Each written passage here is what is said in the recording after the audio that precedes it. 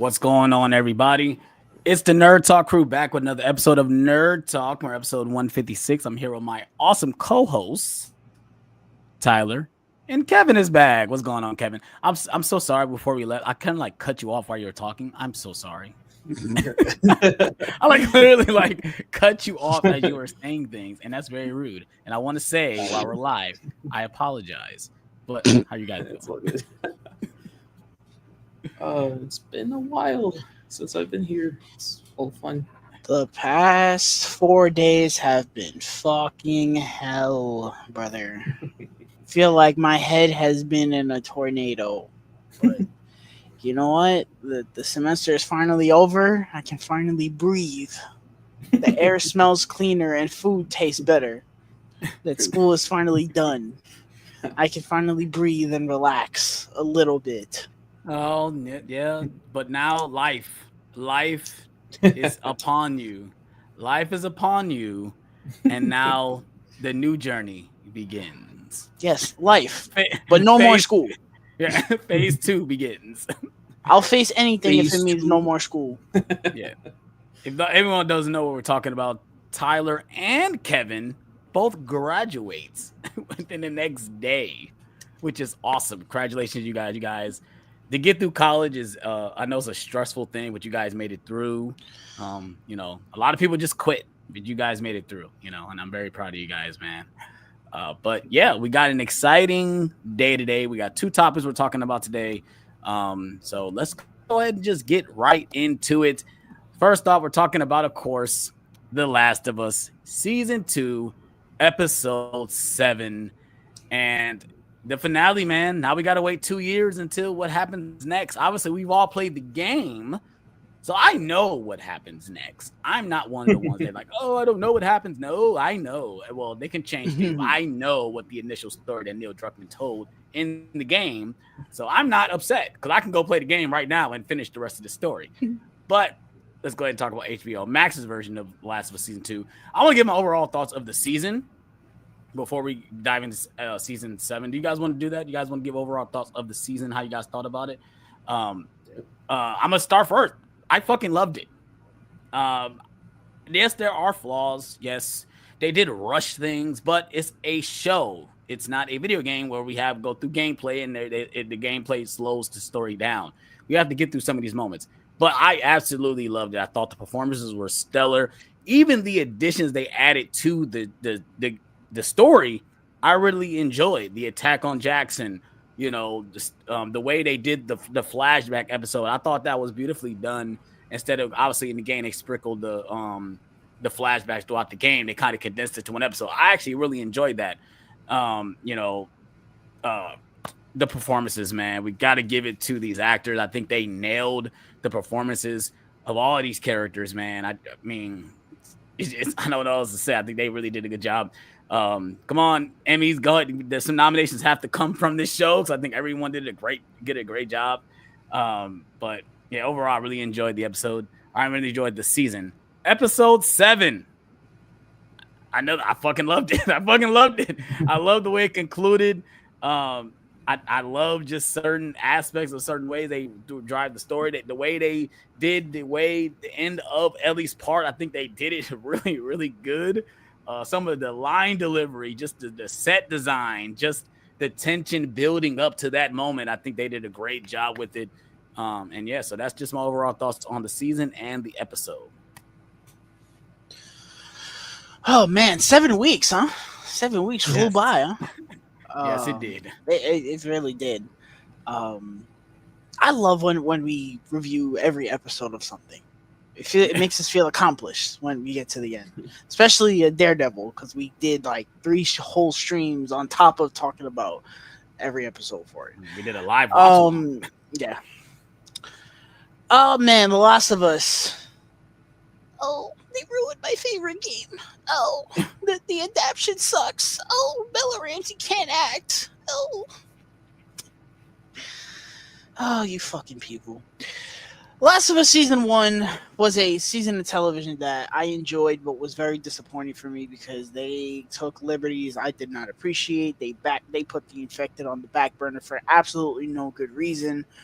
and they rushed a lot of shit that I did not appreciate. Season 2 keeps one of those problems in that it rushes through things, which I don't understand why they feel the need to do so. It is HBO. You can take your time. It is okay. I don't understand why they feel the need to rush through things to get to a certain point. That is easily the biggest issue I have with this season is that, sure, we get from point A to point B and it's fine, but they tend to like slam their foot on the gas at points. And because of that, it's like, what? If you played the game, it's like, how the hell are we here already?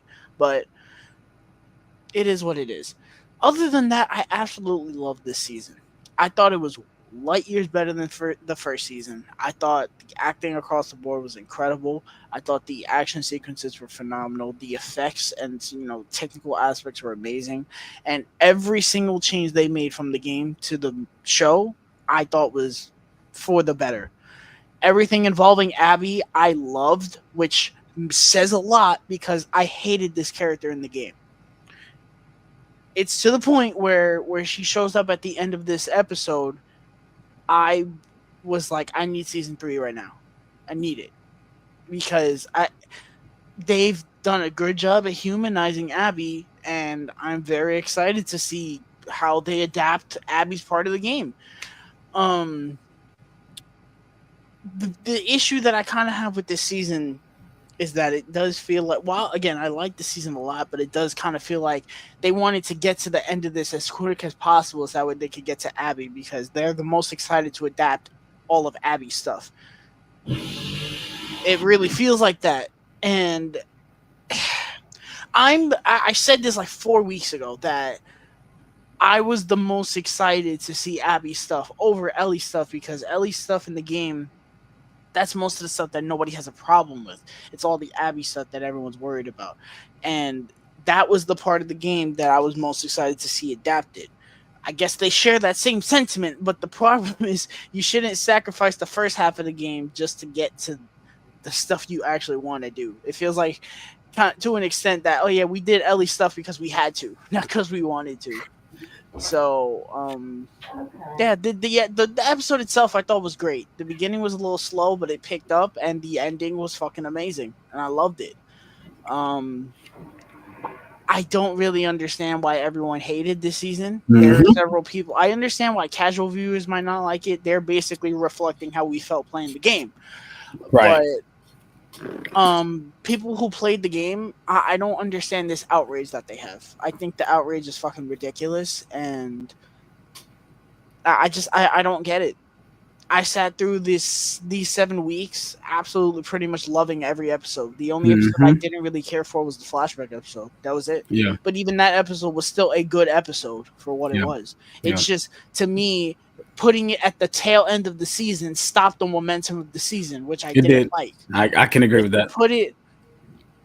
If you put it earlier in the season, it works better. But that's neither here nor there. It really should have been after the episode where Joel dies. It should have been, or at least an episode after that, like the episode where they're grieving Joel. It should have been after that. But the thing is, this is what I told you, that I don't think that would have worked that well because if you look at the season as a whole, if you put that episode after Joel dies and then we get the actual third episode, that's 2 slow burn episodes. Right. And the pacing to me would not have gotten started until episode 5. Right. So it's like, well, damn. But I love this season. And if they put in the same amount of care for me that they did with this season for season 3 and just take their time with things, you're going to be looking at 2/3 of this game adapted to a T for me. Right. No pun intended. Right. And then if they adapt the Santa Barbara stuff perfectly, I might be looking at my favorite video game adaptation. For sure. That's just my 2 cents. I don't know what my favorite video game adaptation would be right now. I have to really think about that. It doesn't help that most of them are fucking garbage. But Sonic? No, I'd probably say Super Mario. I was gonna say Super Mario Brothers, yeah. But they're not like game adaptations to a sense. Like they're I know what you mean. No stories. Instead, this one is just like literally adapting the game. Yeah. Right. Another point I'd say is that for episode 6, I had the liberty of watching this show basically the last 5 episodes, all of today. So as far as episode 6 is concerned, I thought it was a great episode, but a lot of what they did with that episode, um, I kind of had a separate video in the background just for reference of just like all the cutscenes from the game, because Yeah. this had been like 5 years since I had played it. Um, the flashbacks were basically scenes that were already sprinkled throughout the game. It wasn't like, Right. Mhm. oh, it was one big chunk. I was like, I don't remember all this being in one big chunk. It wasn't. So I thought you could have just sprinkled it in throughout the whole series, and it would have worked fine. Because it felt like, oh, after the end of episode 5, you go right into a flashback. I'm like, it didn't really flow well. Right. Season as a whole, it was a weird season for me. I thought it was more good than bad. It felt like there were so many great things about the show, but there were also some things that I was just like, I don't know. And then there were some things that I'm just like, all right, this is not that good. Just to get all of the Twitter rants out the way, I thought Bella Ramsey was really good as Ellie. Once again, my issue is not really on her, because she did, other than like one scene, I thought she was fine. I thought she was really good. It's just one of those like, she's still too young, and it doesn't help that she has a baby face. It's like the criticisms that we have of Tom Holland when he was casted for Uncharted. It was just like, yeah, he's a good actor. We're not going to doubt his acting abilities. But same with Bella Ramsey. This is one of those, she's too young. She has too much of a baby face, and it doesn't help that this was filmed not long after season 1. the season 1. So Yeah, it's just Tyler like, had the same issue. That's why he couldn't really buy Dina and Ellie in the show. Now, I don't know if it's because of that they made this change, or they made this change anyway, and things just happened to align themselves. That Ellie's path of revenge didn't feel the same of the game, and I don't really feel all that great of it. Or at least it looks good on paper, and I just wonder how it's going to work in season 3. Because, like I said, watching through the cutscenes of the game and kind of like just using that as reference, Ellie in the game was very unapologetic, or at least she was a lot more unapologetic of her actions until she sees what it does. Like, let's talk about episode 7. In that, when she kills Owen and the Mel. two, those two, I forgot their names. She did not look like she did in the game when she killed the two. In the game, she was ruthless. She was ready to kill them both, even if they gave her the right location. In the show, she was very nervous. She was very, I don't know about it. And this is after she gave probably one of the best performances that I felt like she had throughout the show, when she was telling I keep forgetting this kid, Jesse, that you're not a good guy, you're just a guy who pretends to be a good guy. You're just as selfish as me, you just watched the kid die.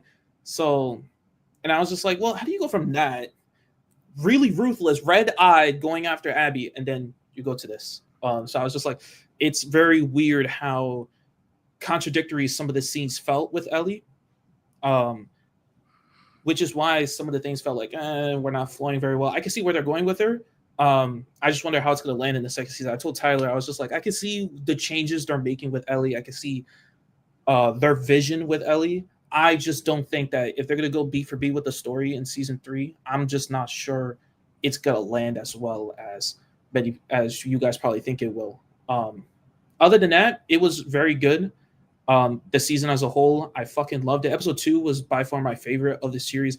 And Tyler said it too. Season 1, my biggest criticism was that they kind of forgot that they were in apocalypse to begin with. And I felt like in this season, they upped the ante on that. It felt like, yes, these characters are in an apocalypse. This is stuff, real things happening to the world, and this is how it's affecting it. So I'm very happy that they added more scenes with the clickers, with the infected, that made you feel like, okay, they're a real threat alongside our human threats with the Scars and Wolf. So I really love that. The final episode, I thought was done very well. My only complaint was the hilarious editing of the final shot when Abby was like, oh, she's gonna shoot it, because I was just like, I thought people were overreacting, But then it was happening so quick. She was just like, she pulls out the gun, and then and then it quickly cuts to Elliot being like, no, no, no, no. I'm just like, what the fuck?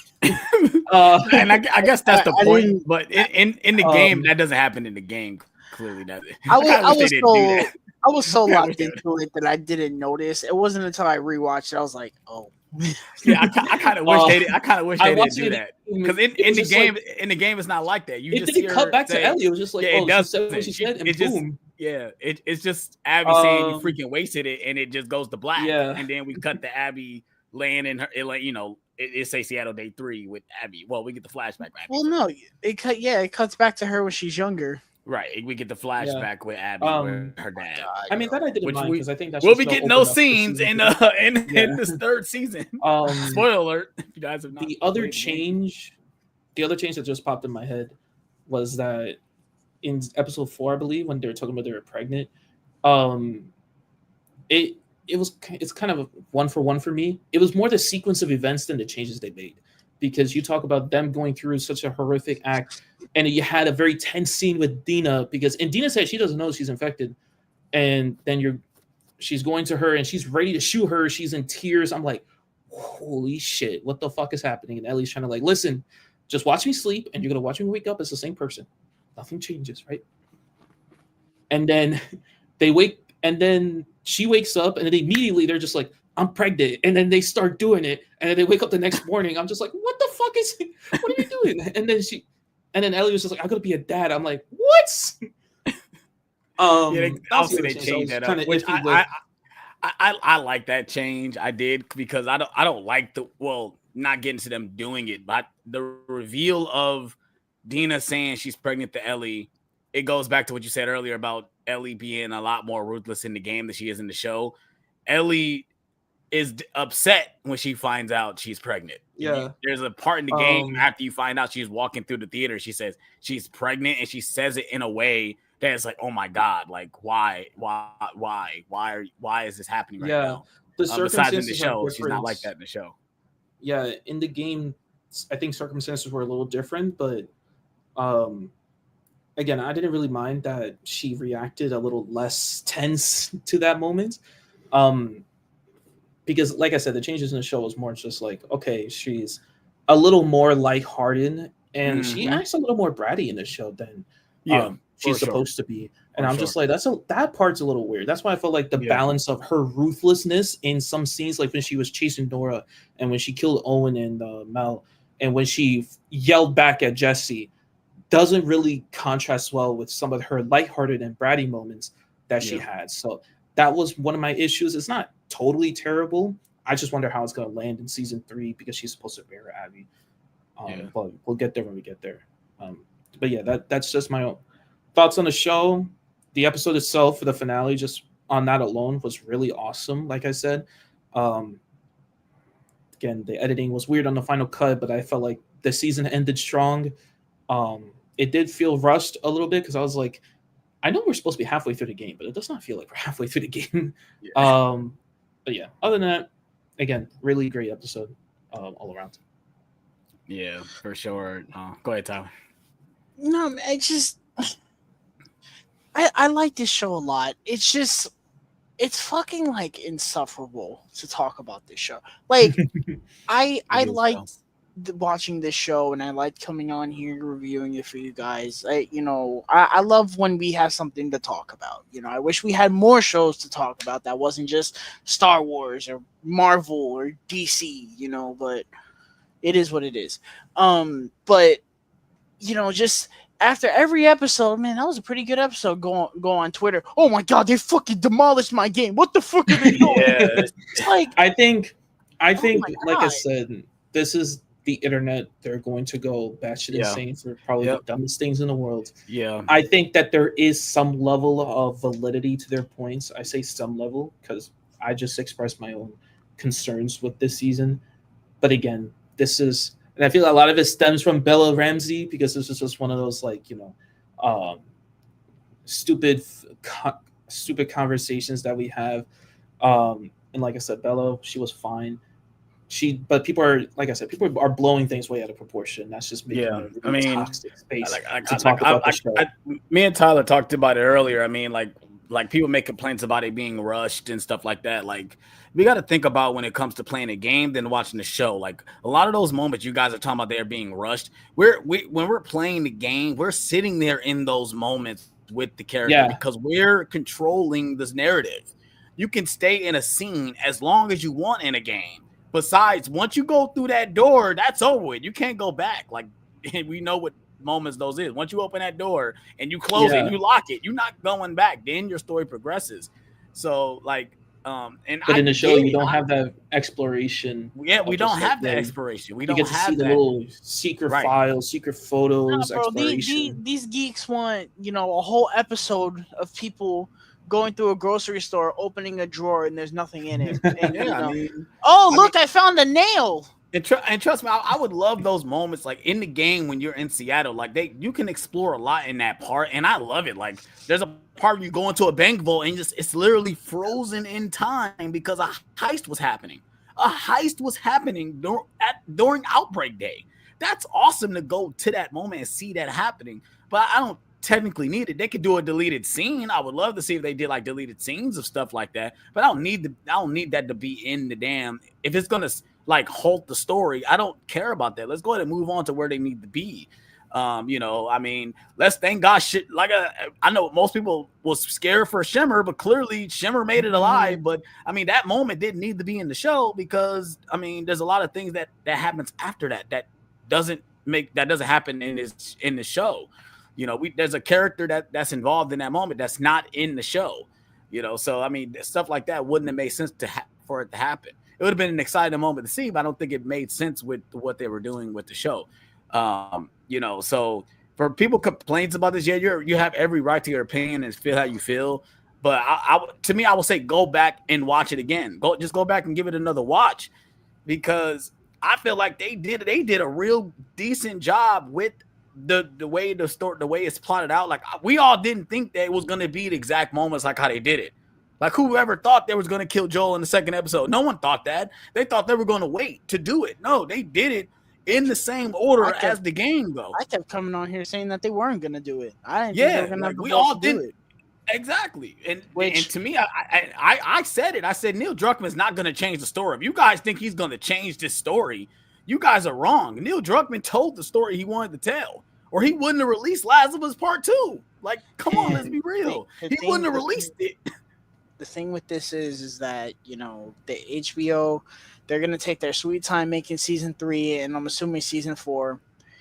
Yes. All I'm going to say is... They said there's going to be season 4. All I'm going to say about this is apparently, like, the viewership dropped from, like, the season 1 finale to this compared to this finale.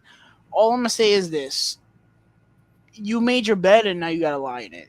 That's all I'm going to say.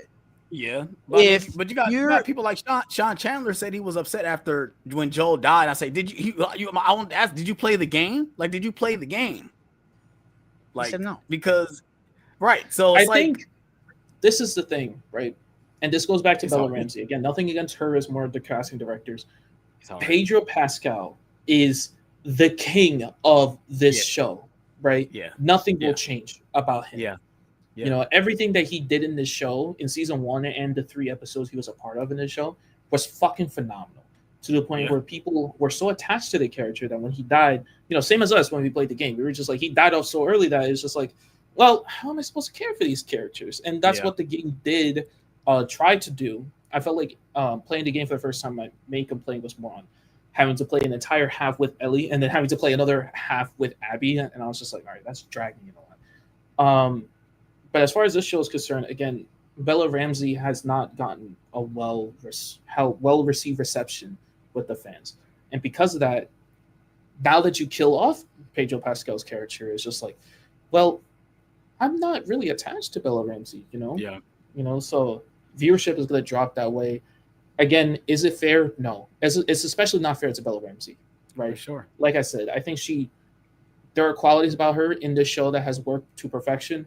But because of her appearance and the fact that they filmed season 2 so quickly, I did not feel the same kind of level with Ellie in season 2 that I did season 1. So things were going to obviously just be blown out of proportion, and because things were blown out of proportion, that this is the result that we got. Yeah. I'm sure season 3 will be good. How they will extend this into season 4, who fucking knows? Honestly, I really, unless season 3 is just purely Abby's side, and season 4 is just the big third act of this series. Season 3 is going to be purely based on Abby. We're not those viewers will not come back for season 3, especially when they realize it has nothing to do with Abby. But it will be purely Abby. That's what I'm saying. They're gonna take their sweet ass time making this, and all I'm saying is, I do not want this to happen. I would not be shocked if after season 3 this show gets canceled due to low viewership. I don't. I've never seen a show. I've never seen an HBO project get canceled because of low viewership. Because that's what I'm saying. Normally, when HBO shows get canceled, it's due to like critics and shit like that. So I don't know. All I'm saying is I really hope it doesn't happen. But I would not be shocked if they came out and said, "Yeah, due to low viewership, we're not gonna finish it." It's gonna be weird to finish. It's gonna be weird, especially season 3 doesn't finish the second game. I don't think they'll do it. That's why I don't believe they're going. I don't believe they're going to cancel it. I don't believe that's going to happen. I don't believe that will happen. I don't like I said, unless like we talked about earlier, they do the entire second half of this, getting the rest of this game in this one season, which we don't believe that's going to happen. Like it just doesn't make sense. They will have to make the more episodes or make them longer. That's the only way they can do it. Unless Neil Druckmann just makes season 4 just The Last of Us Part 3. You know? Right. I mean, we talked. Tyler talked about earlier. We said it off camera. Was what if they did the third season? They did technically the fourth season as a movie. Like let's do the last part of the game as a movie, like how they're doing with Mandalorian and Grogu.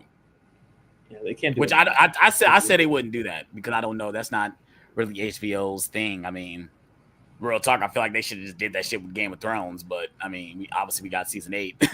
Look how season 8 turned out. So I don't know. I mean, it really depends on at least those first couple episodes do how we feel about Abby, because we all know what Abby did in this season. Right. Or we all know what she does. So I mean, me and Tyler talked about earlier. I'm excited going into this next season. It's only because I enjoyed playing Abby in the game. I enjoyed, and I'm probably gonna get shot in the comment section, but I enjoyed her portion a lot more than Ellie's portion. I'm excited. I'm excited for this season because I hated her portions of the game, and everything they've changed about her. Everything they've changed about her in the show has been for the better, and so that's why I'm interested in her season, because I want to see what they're gonna change.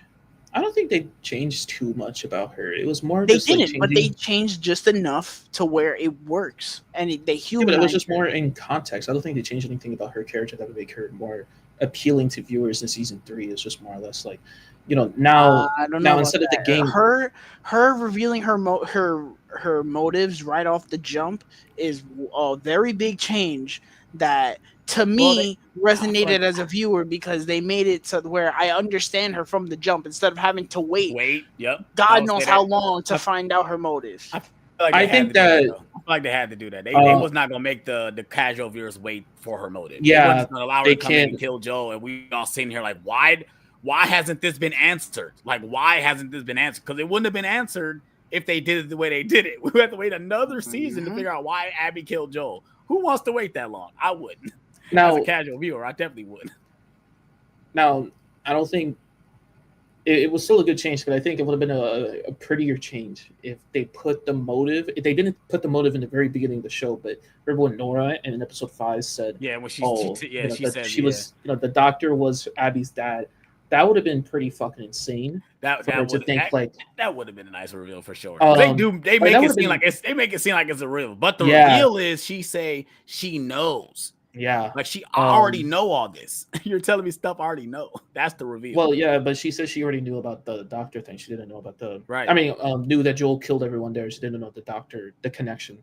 So I felt like that would have been a more nicer reveal. But I don't think Ellie knows that the doctor was Abby's father. No, she knew then. She knew then. Yeah. I'm stupid. But yeah, again, I think a lot is going to be put on season 3, especially with the lower viewership. Got to make Abby quite the character in this season. You gotta make all the characters a character, because most of the characters that we don't like are going to be involved in this season. Nora, Manny, Mel, Owen, all these characters are going to be involved in this season, and you got to make us like them now. We gotta relate to them, which they did a terrible thing to one of our favorite characters. So I mean, like I said, I'm probably gonna get killed in the comment section, but I feel like they did do a good job in that portion of the game to, at least to me, to like some of these characters. I mean, I think at the end of the day, I still didn't really like Manny. I mean, when he got spoiler, but he gets killed in the game, I mean, I was surprised. I'm like, man, fuck that character at the end of the day. But I mean, like Abby for one. I mean, I was with Abby. Like, obviously there's a moment in the game that you kind of like understand why she's doing what she's doing. Like I said, I won't spoil it for people that really wants to know what happens, but there's a moment in the game where you finally understand what she's doing, and I was with her from that point on. Like, oh yeah, I'm with her for sure. Yeah, she killed one of my favorite characters, but I mean, they did a good job with me, caring about her at the moment or within that moment of the game. So I mean, I'm excited to see what they do and what they do change, because they're obviously going to change things. Like they're going to change things. They're just be aware, they're going to rush things. Like I said, the one part I don't want them to rush is the attack on the island. Don't rush that. Make that a whole episode at least. Like, give me a whole episode. That needs to be as big. That's going to be a whole season. If they're going to make a season 4, that's going to be its own season. What? Like, no, it's not. What are you talking about? Because it was just. It's only one moment Abby's in the game. Part? Because wasn't it just Abby's part? Abby's part. We cut back to the theater, and they go back to Jackson, and then Ellie was just like, "All right, fuck all this. I'm going to kill her now." Yes, that's going to be the last season. We're talking about the part where Abby gets Lev off the scar. I'm talking about when Lev leaves them and she has to go get Lev because there's about to be an attack on the island. That whole sequence I need in the game. I need in the show. They need to do that sequence. Okay. And obviously, we know what part the Rat King episode has to be. They have to do that in her portion. Those two moments can't be cut out.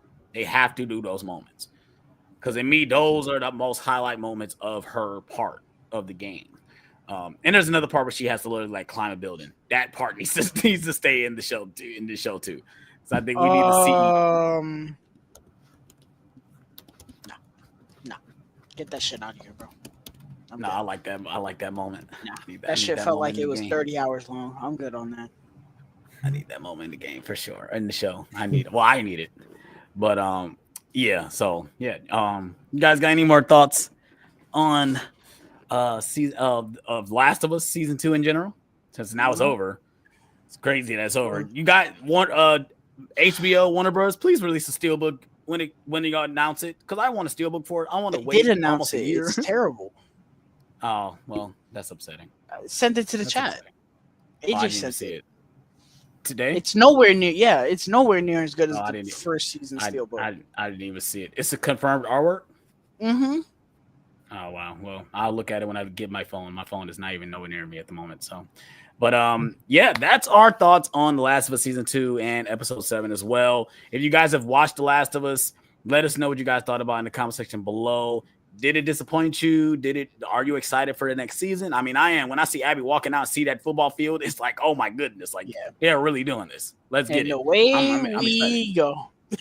Yes, sir, for sure. So let us know what you guys thought about in the comment section below.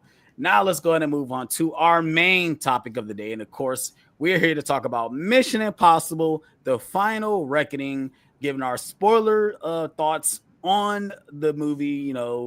How many times did Tom run? How does he look when he runs? All that stuff, the craziness he does in these movies. We're going to talk about it. I'm not going to give my thoughts as I did a review on my YouTube channel, but I don't know if you guys want to give your thoughts before we get into spoilers. Yeah, what do you guys think of the movie in general? I love Mission Impossible, clearly. This is probably the most fun we've had doing watch-alongs probably ever. For sure. Other than 2. That was probably the worst watch-along we've ever done. It still got the views for some reason. It still did more views than we anticipated. We thought that Lost World was I going to do terrible. I love this franchise. I think it is such a fun franchise. It is like it's one of the standards for an action franchise and how to do action properly. I walked into this movie very excited. I thought it was going to be really good, but I was also very nervous because they had to pay off a lot of things, and I had felt like they were not going to pay off said things. Some of those things I was right about. The first time I saw this movie, I was You've seen it very twice already, right? frustrated. I saw it twice. I was very frustrated. There were things that I honest to God hated about this movie, and I still kind of do. But there are also things that I really, really like about it. The second viewing of this movie kind of helped it, but kind of didn't. It made me feel better about some things, and it made me hate even more of the things that I hated. Is this a bad movie? No. Is it a good Mission Impossible movie? Yes. Is it also a fucking mess? Yes. Without question. There are things in this movie that are awesome, that should have been in this movie, and there are also parts of this movie that I do not understand for the life of me why they were included and why it was made the way it was. I think the acting for the most part is great. The action is great. The technical stuff is all really good. The score is very good, and the last hour is very cool. But the road to get there was one of honestly, to a point, it was not as offensive, but it reminded me of Mission Impossible 2, where it just felt like, what are we doing here? What is this?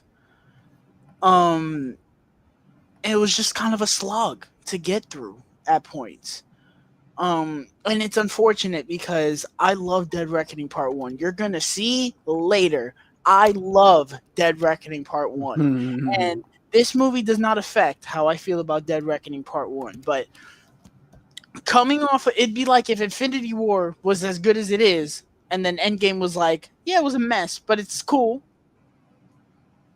That's kind of how I feel with Dead Reckoning and Final Reckoning. It's a good movie, but it also has a lot of issues. And it is, bar none, the worst Mission Impossible movie since Ghost Protocol. That's not even a question to me.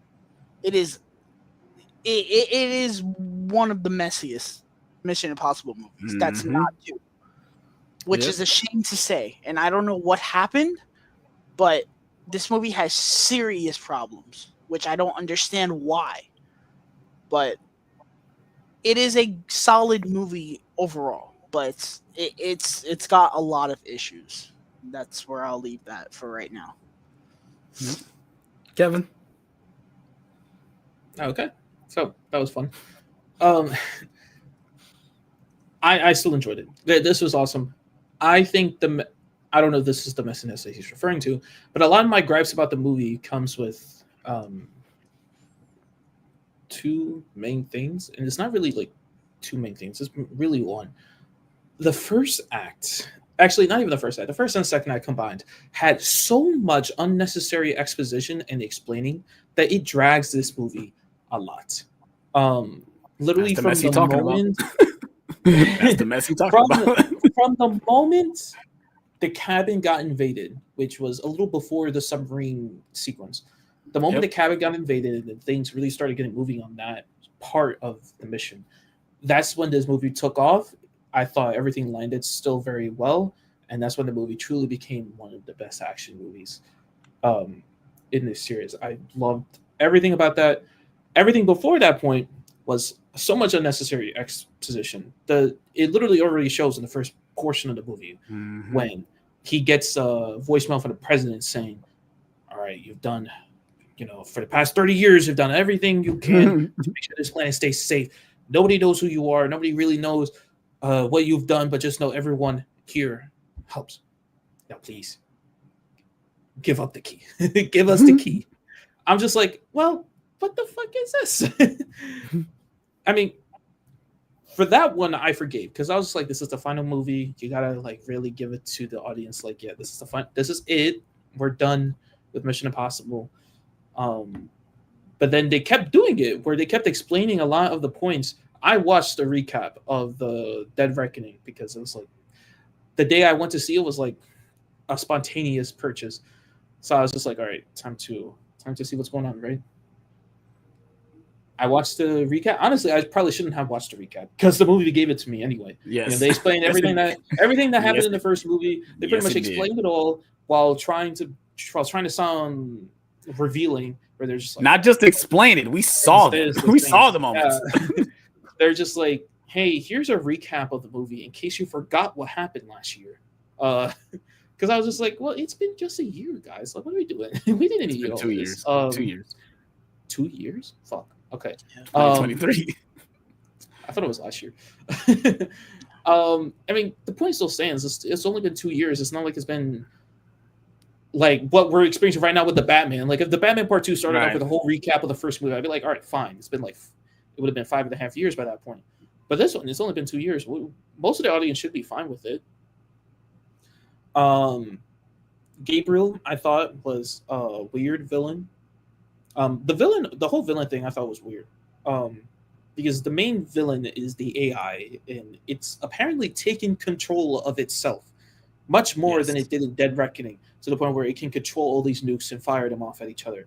And I'm just like, okay, so then what is Gabriel here for?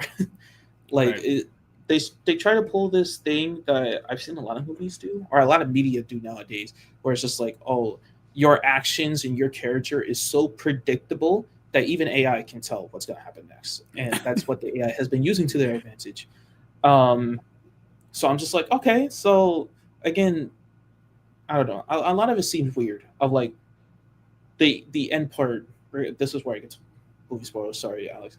I'm thinking to myself, okay, so we need to give Gabriel the pieces because he'll just unknowingly put it together. Like he's not dumb enough to know. I was just like, well, why that needs to happen? Sure.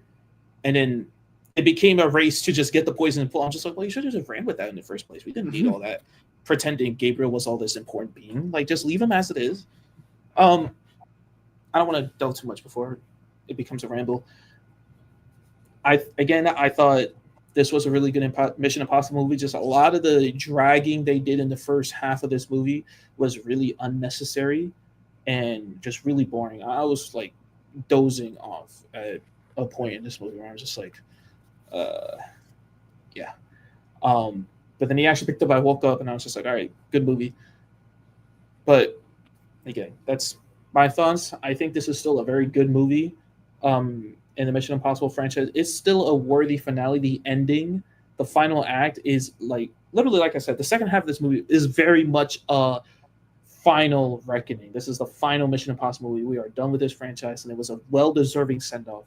The first half was just very rushed, or not rushed, very dragged out, that it made you feel, we're finally here at the end. Right.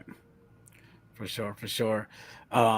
So I don't know, Tyler, you want to go beat for beat? You just want to talk about moments? Want to go beat for beat? Yeah, I can go beat for beat because I know how to summarize things, unlike how this movie reacts. Yeah. The one before we get into this, I mean, like I said, if you guys watch my review, I was real positive on this movie. But obviously I've had a couple days to sleep on it, think about it. I've watched other people and, took in what other people thought and stuff like that. And I went back and thought about my review and my thoughts. I really did enjoy this movie too, but I feel like we didn't need this final movie. I feel like they could have I think me and Tyler talked about it. Why didn't they just make this a 3.5 hour epic at this point? Like, why split into two? Why not just make this the final movie? Make it 3 hours and 30 minutes. Because not even that. This movie didn't need to be 3 hours. This movie could have been 2. No, that's not what we're talking about. I mean, most of the stuff that Tyler is going to summarize can be cut. Most of this stuff can be cut out. No. I know what he's talked about. You're saying combine Dead and Final Reckoning into one movie, right? Yeah. I'm saying that even with that, the Final Reckoning could have been condensed to like 2 hours. It did not need to be like damn near 3 hours on its own. Where I'm just like, all right, we get it. We're done. But yeah, But yeah, go ahead, that Tyler. was it. You want to start? All right, we get our Paramount logo again, moving at the speed of light. Moving at speed of light. It should have been Um, moving faster this time. Like we could barely see them. As fast as Tom is running, that's how fast they should be moving. the opening scene of this movie is essentially we go inside the entity and we see the entity and we hear like all these different lines of dialogue from throughout the franchise. And I thought this was fine. I thought this was, how the entity works, Right. We then go to Ethan and he gets a tape from what's her name? Angela Bassett? Angela Bassett's character. I don't remember what her name is. Just call her Madam President. President. Angela. That's the name. Her name is actually No. Angela in the movie. Wait, no. I thought That's it hilarious. was. That's her name in the movie. But just call her Is Madam President at this point, because that's all I kept hearing. Madam No. President, Madam President, Madam President. It's like, what is her name? Oh, I forgot. So I think Ethan calls her by her name. Erica. In the movie. Erica. Okay. I remember they called her I by thought her it was name Angela. at one point. Okay, so Erica sends him a tape, and it's basically saying that the entity has evolved. It's taking over like all the network in the world, which is crazy.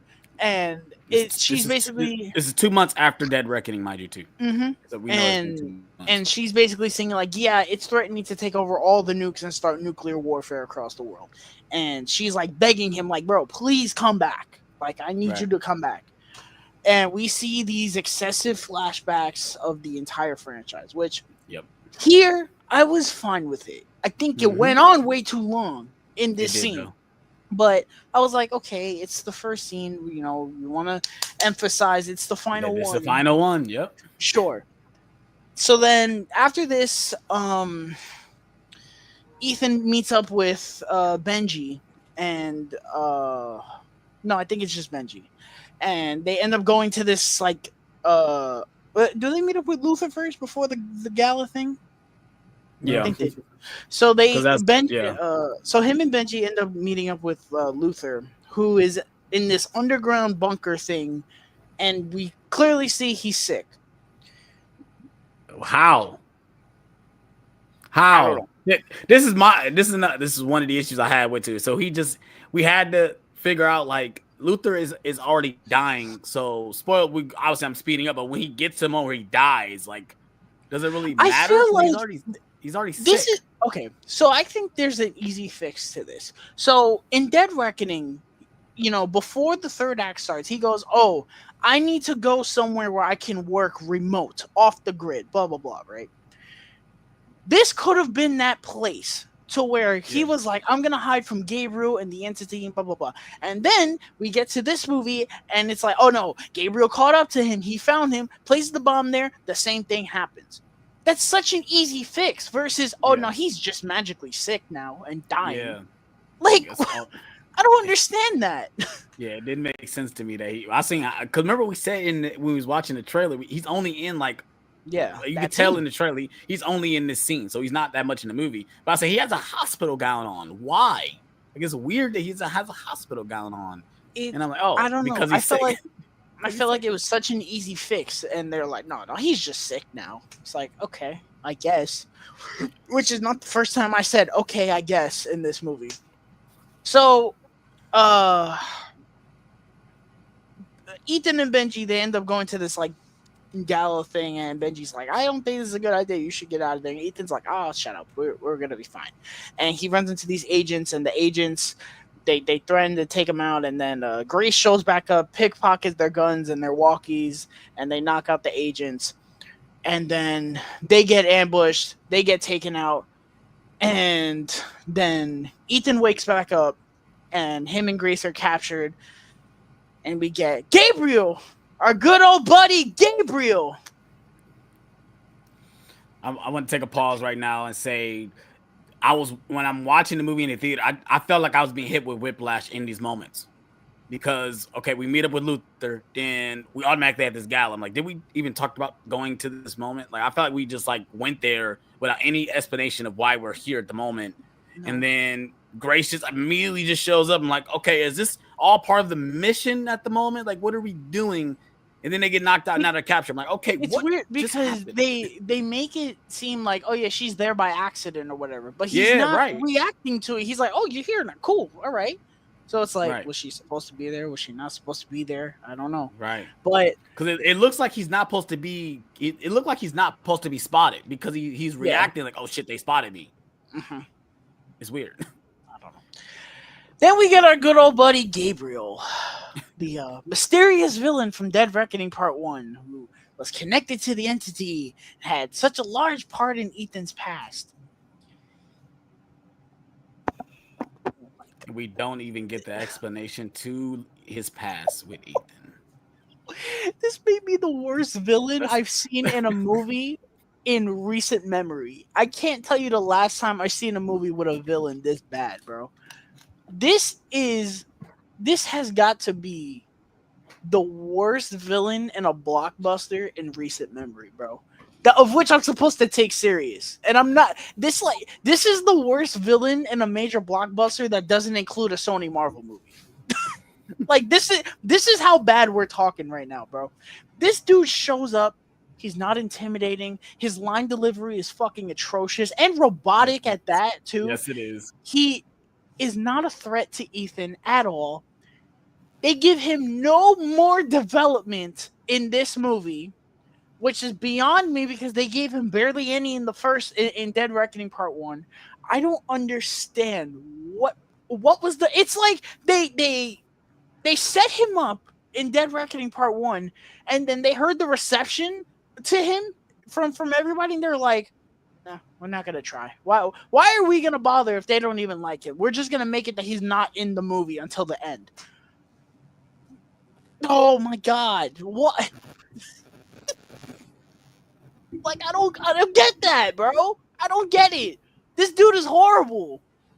And because of that, the movie has a villain-sized hole to where it doesn't feel like, sure, the entity is the threat, but it doesn't feel like there's an actual threat because Gabriel is not in it the whole movie. Right. Really at all. At least in Dead Reckoning, he's doing little things here and there, and he's showing up a lot. So at least it's like, sure, he's not a great villain, but at least he's present and involved.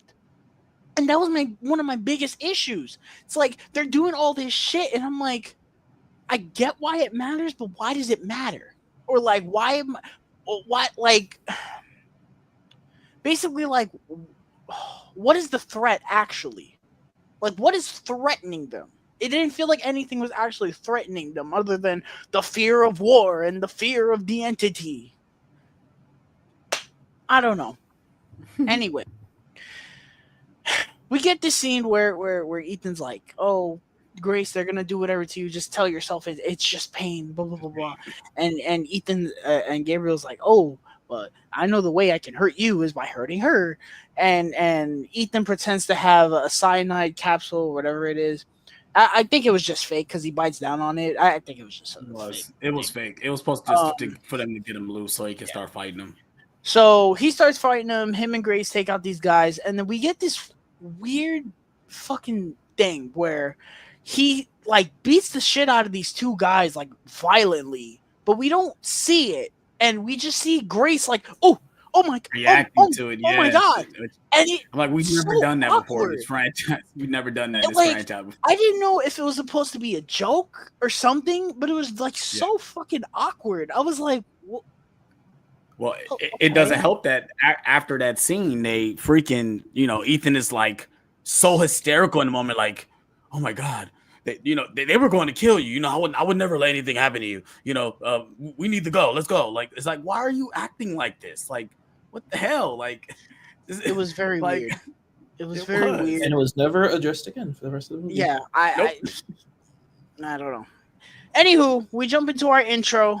Very good Mission Impossible intro. I like this version of the song. After we have our 8 versions of the songs, I can probably say Dead Reckoning Part 1 is my favorite version of the theme song, with Fallout being like the second best one. I love the one to Dead Reckoning. That shit is awesome. So we come out of the intro, we go straight into them chasing Gabriel. Gabriel gets away, and then they find the box with the entity that Gabriel was in Dead Reckoning Part 1, where he was like interacting with it. And I guess we missed this when they go to get Paris. I forgot all about that. Uh, Benji and Ethan go to get Paris, and they bring the black cop, the black agent, with them. That happens afterwards, though. That happens No, that's afterwards, before right? all this, because Paris is there, and she's like, "Oh, See, that's how that's what he see. interacted with it." See, that's what I'm saying. That's what I said. I knew. I felt I knew we were jumping from like place to place to place to place. I'm like, what? It felt like the beginning to Rogue One. Yeah, it's like, what the hell's going on the here? intro. Because I got that, and that moment felt so weird too. That moment just felt so like out of place to me. It's like like you said, it was so boring. We had to have an action sequence at one point. Like, oh, we got to see something fighting, someone throwing down. It's like, what the hell? So they find the box where the entity is, and Ethan gets in it. This is the one scene from the trailer that when I saw it, I said, "Oh, I don't know how I feel about that." And watching the movie, I had the exact same feeling of, I don't know how I feel about that.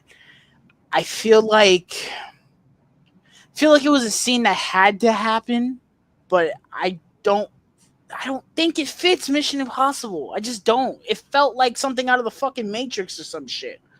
I feel It like was just I felt like the scene went weird. by way too long. It went by way too long. I feel like they did not get to the point what was happening. And I didn't really like the thing where they kept cutting back to his eyes in the thing. That looked really weird, especially on a big IMAX screen. It looked weird as fuck. I don't know. This was just a very weird scene, and I know people that they were like, "Oh man, I like the weird stuff that they're going for." I'm happy for you. This felt like a scene right out of like Blade Runner or The Matrix or some shit. I was like, "This is weird, bro." But he gets out of the entity thing, and he writes down like all the details he got, and he writes them in a book and gives them to Benji. And it's like, "Oh, you're a team leader now. You need to take them to go here to do this." And I did like how he promotes Benji to team leader. That's really cool, and that's a really cool thing to do in the final movie because Benji is goated. I love Benji. But this starts all the nonsense with this movie, bro. So Ethan runs over to Luther because the entity reveals like, yeah, he's gonna kill Luther. So he runs over to Luther. Gabriel places a bomb. I don't know how the fuck he got from there to Luther so quick, but I mean, I guess he ran like Tom Cruise, bro. He can run like Tom Cruise for a reason. because that begs the question of how did Ethan get there so fast? But he was stuck in it. He was stuck in the box that long. Man. Yeah, that's true. But so Luther places a bomb. I mean, Luther finds the bomb, and Gabriel locks the door. He breaks the lock, and I did like when Ethan gets there. He's running so fast, he's like crashing into the wall. Yeah. He can't gather himself. I found that funny. They have this really nice conversation where they know from the jump one of them is not getting out of this alive. Mm-hmm. And I liked how Luther is like, yeah, I can save everybody, and I'm okay with not making it out. This scene on the first watch fucking destroyed me. And I said it when we were doing our watch alongs. I said, if they kill either Benji or Luther, I will be a mess. I had a waterfall going down my face when this scene happened.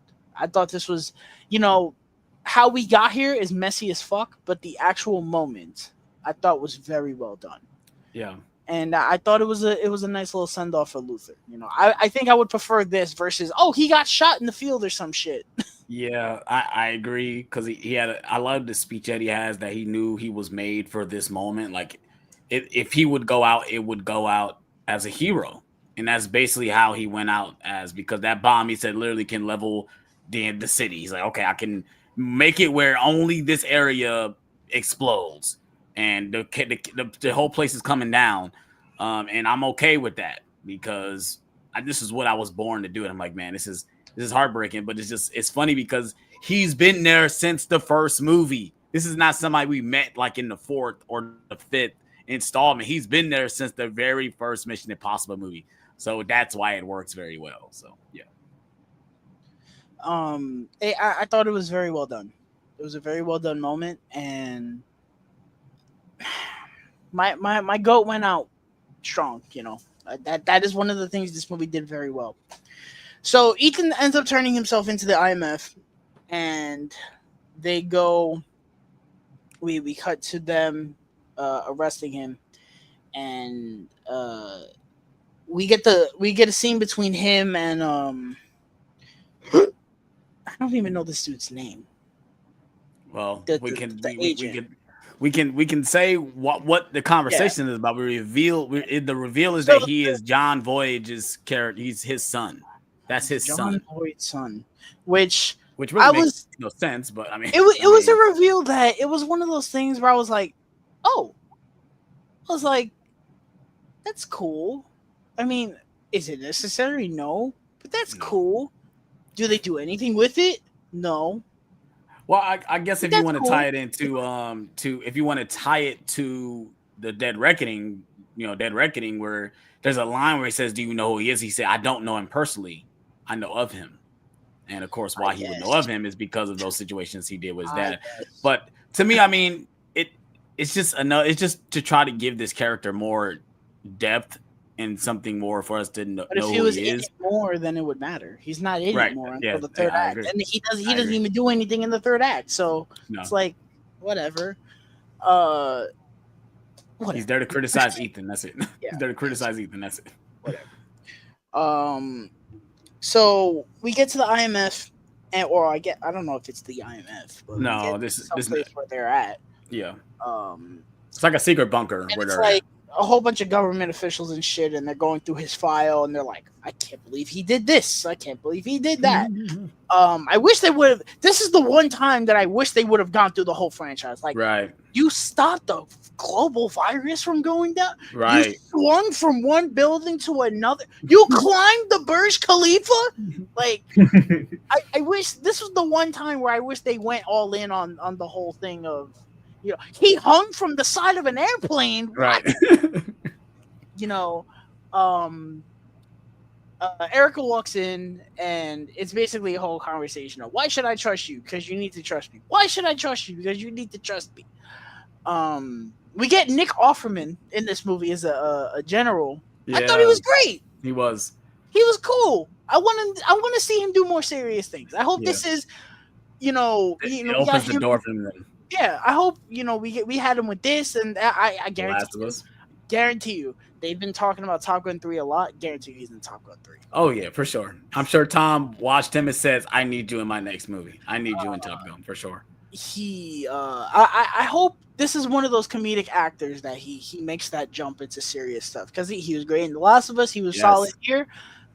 Why not? I think it could be pretty cool. But basically, long story short, I'm summarizing this because the scene goes on for fucking ever. It does. Basically, in a nutshell, Erica doesn't trust him, but is like, okay, you know what? Fine. Do what you got to do. Mm-hmm. So he gets the key, and she gives him this letter. And she goes, oh, go to this place and give this letter to this person. And then we'll figure it out from there. So he goes to this aircraft thingy and meets up with this general and gives her the letter. She breaks open the letter. It says May 22nd, 1996. This movie has its head so far up its own ass, it's not even funny. That date is the original date of the original Mission Impossible when it released in theaters.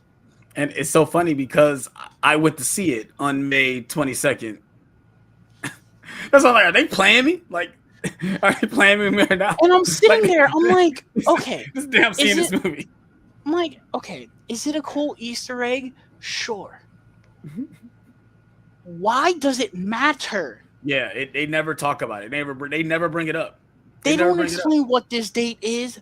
Nope. I'm supposed to assume what it is. Why do I have to fucking assume anything? You did all this explaining, but you don't explain that. At least make it make sense. Other than some geek in the theater, hey, that's when the original came out of theaters. Yeah, it's funny to me because I was waiting on them to say something, because when she seen it, she was surprised, and it's like, she goes, did she explain the significance of this date? No. Right. Okay. What? Right. What the fuck? Oh my God, yo. Anyway, basically, he convinces her to allow the Ohio, a submarine, the Ohio, All I kept hearing was to Ohio. get I'm like, my to state, of course. Call it my state. to get to a certain point and stay there for, I think it was like a minute or 30 seconds, and then they were going to leave again because they were going to risk being spotted by the Russians. Right. And he's like, okay. And then this is also intertwined with Benji and company planning basically all this other stuff. And it's just a bunch of rambling and a bunch of nonsense. And it's weird. It's weird because aren't at this moment aren't they talking at the same time? Like they are, like which I like. I like that. I like that idea that it's happening at the same time. Oh, excuse me, but it's just a bunch of rambling, just a bunch of nonsense. And I'll talk about how you fix this in a second. But basically, they're like, yeah, we're going to meet Ethan there, and we're going to get him out of the water, And I do like how they're like, oh, so your whole plan is, like, up to chance? And both Ethan and Benji are like, yeah. Basically. Like, this is nothing new. That's the point. That's the point of our job. Like, look at what happened in fucking Ghost Protocol. That's the epitome of, like, we leave it up to chance. What happened in every single Mission Impossible movie at this point. Everything Ethan does is up to chance because he shouldn't be able to do half the stuff he does. So we get to the scene where they're bringing him to the submarine. It feels like, in terms of the context of the stream, we got here fast, brother. This is an hour into the fucking movie, bro. Almost an hour and a half for no reason. They're like, oh, the submarine's not here, and we can't stay here hovering because I don't know if it was the Russians or somebody. They showed them their missiles they were about to attack. Ethan says fuck it and jumps out of the helicarrier, which fucking crazy. That was awesome. He jumps out of the helicopter or whatever the helicarrier was, and then these divers just come out of nowhere. Just we see someone jumped in the water. Let's go get him. It's like, well, this dude is out of his mind. He's basically like, yeah, let me jump into the middle of the ocean. Sure. Why not? And probably one of the coldest oceans because he's probably in like the north. They showed it when he got into the submarine. He was shivering and shit. Shivering, yeah. They had to literally heat him up. Like they had to heat him up with hot water. Yeah. So they get him inside the submarine, and I'm not gonna go back and forth the way the movie goes back and forth. I'm just gonna talk about Ethan's portion, and then we're gonna go that's probably the best way to do it.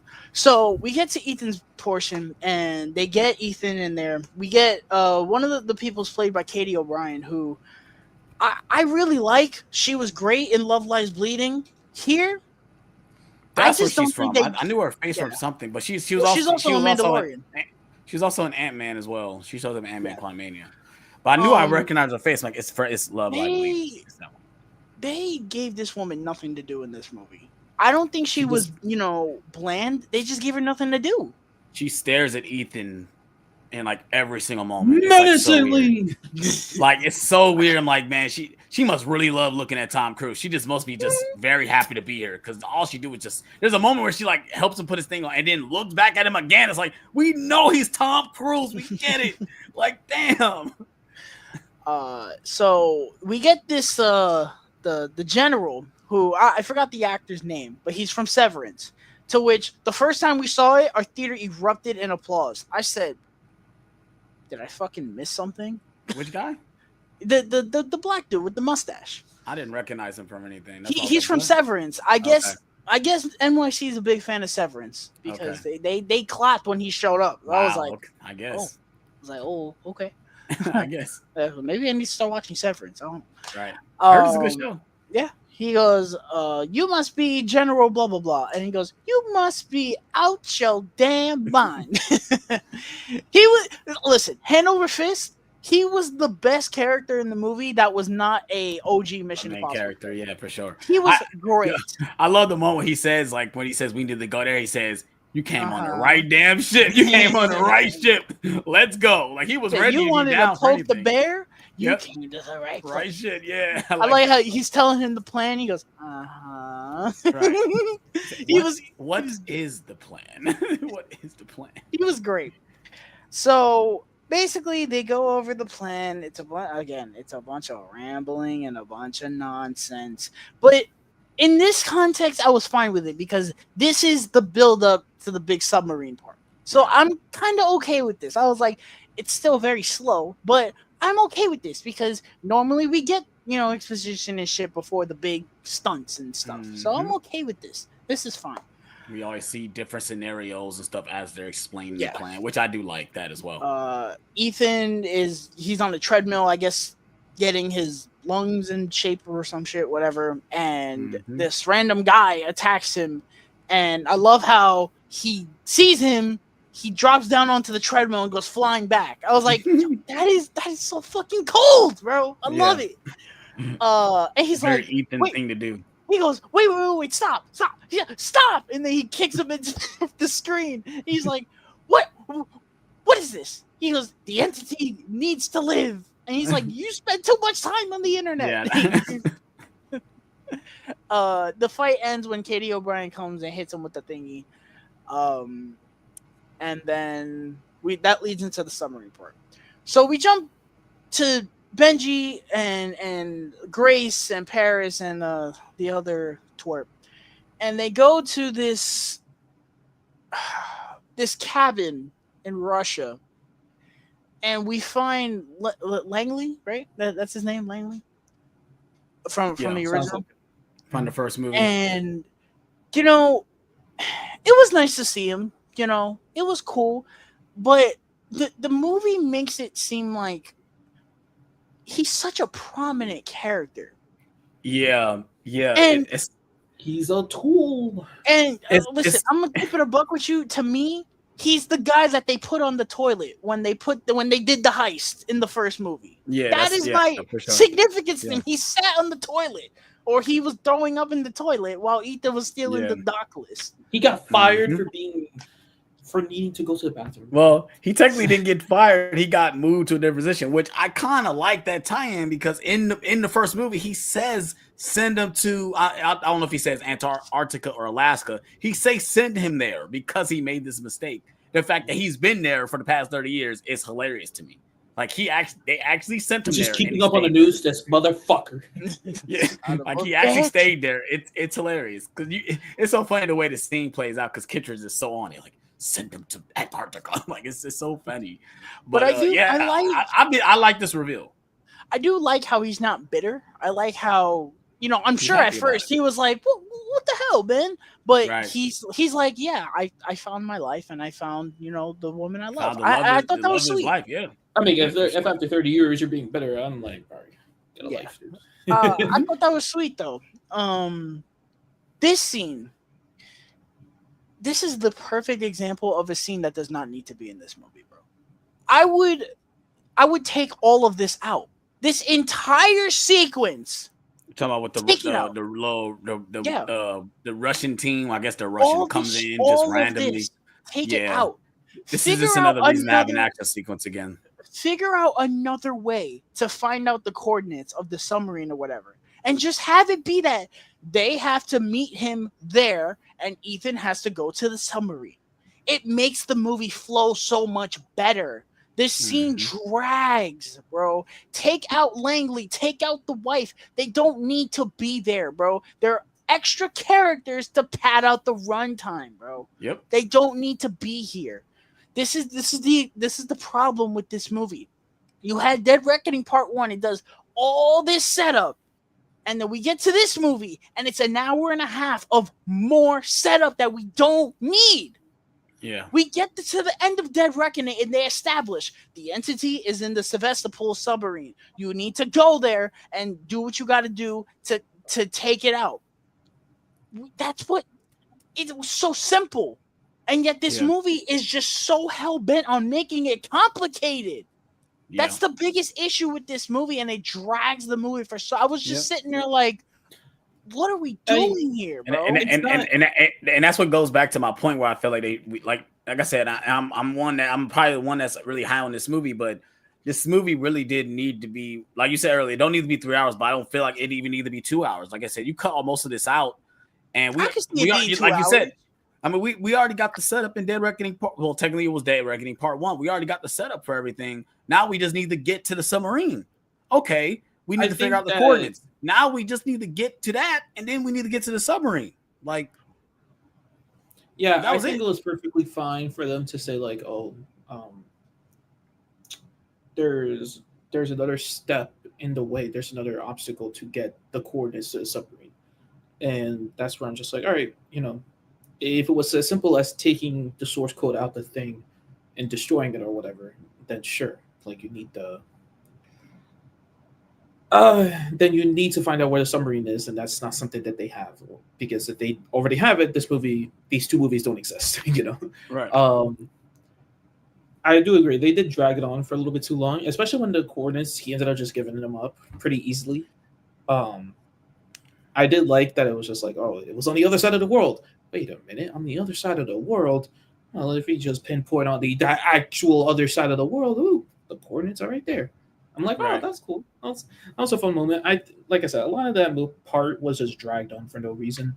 Um, there were a lot of different steps where it's just like, all right, let's move on. This is not necessary.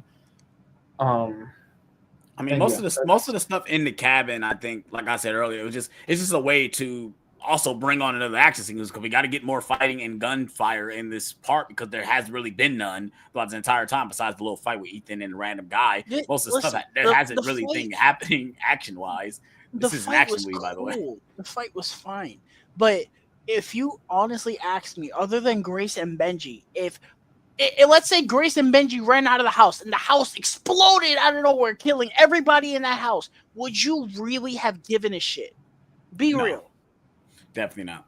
And that's Definitely my not. point. Why does this need to be here? I'm not invested, and we haven't talked about this either. Every single character that was introduced in Dead Reckoning feels the exact same in this movie. They get not a single ounce of development or anything. They don't feel any different. It feels like they just copy and pasted them. Grace, Yeah. she, they introduced her in Dead Reckoning and she felt like a really cool character. This movie, she's just another character. Yeah. I don't like that. I don't Yeah. like that. We introduced her with this, she was kind of cool. I said it a whole bunch last week. She's like Catwoman. Yeah. She had this like distinct feature about her. In this movie, she's just a person who Yeah. is an IMF agent now. Yeah. I don't They understand that. they kind of took away her major characteristic. In fact, obviously, it doesn't help that she's actually working with them in that direction. She was kind of not saying held to her will, but she kind of was at the same time. Like she was kind Okay, of just I along with the get mission that. because I understand that, but the point is, it doesn't feel like she has a character of her own anymore. It feels yeah, like you like look at Ilsa, bro. Ilsa, she's cool. She can fight, but she also has this conflict with Ethan and all that. But even right, we get to Dead Reckoning Part 1, she still has that, Ilsa in her to where she's yeah, fucking people up and shit. yeah, They maintain that character. I don't think they maintained that character at all.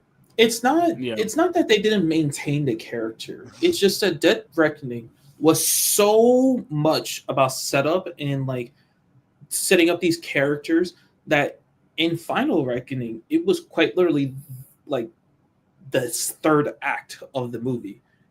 If so, you needed to watch Dead Reckoning to get to Final Reckoning, but because so much was set up in Dead Reckoning, you can't set up too much in Final Reckoning, but you also need to make a movie out of Final Reckoning. So you just need exposition stuff somewhere.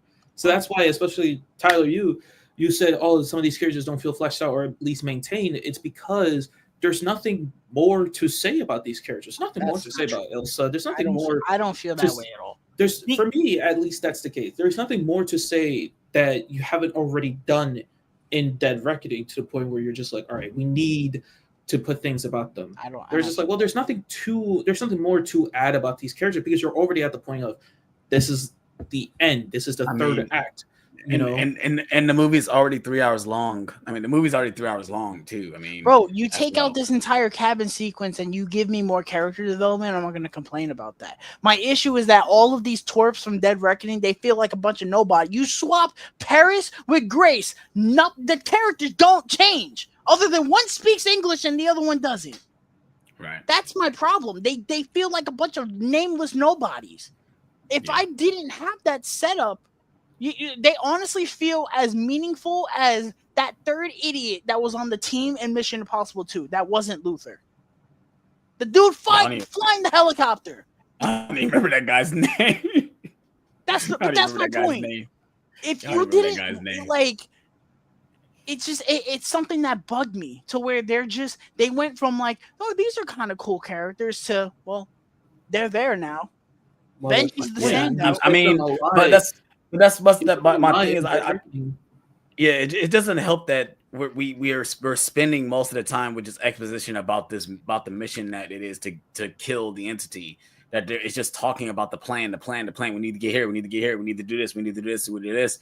Like, we don't have time to sit down and talk to characters. Most of the characters don't even sit down and have conversations with one another. They're too busy explaining something. I mean, even when we get to the cabin, they have to explain what is happening. What are you doing? Like, blah, blah, blah. Like, it's okay. Like, it's so funny because look. I'm going to give you an example. This is an example of what I'm talking about. We get Ghost Protocol. We get Mission Impossible 3, and Benji is just a nobody. He's the dude in the office. Fine, whatever.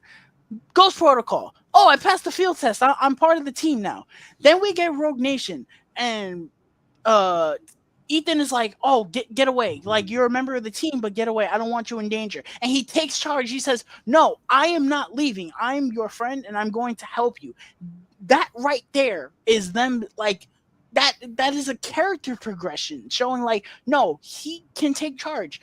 I don't feel like they did that with any of these characters. My point is they feel the exact same. It doesn't feel like, and 2 months has passed. If there wasn't a time jump, then I'd be like, oh, okay, fine.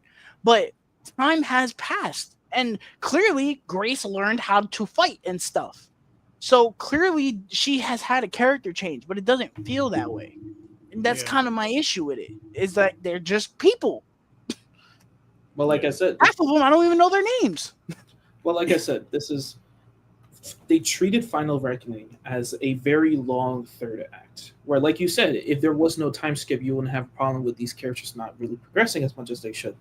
It's because Final Reckoning is its own movie that they were like, well, we need to make a movie out of this. We can't just have the movie be like, all right, submarine, then airplane, boom, we're done. They have to make a movie. They have to make a movie out of this, so they needed to do a lot of exposition. But then they realized, well, we did a lot of character development in Dead Reckoning, that there's nothing more to say about these characters, even if you added some level of progression in 2 months. I don't feel like some of these characters got development in Dead Reckoning. The dude, you said in Dead Reckoning, you learned enough about them to where if they had some level of change into Final Reckoning, that you feel like they were still stable characters.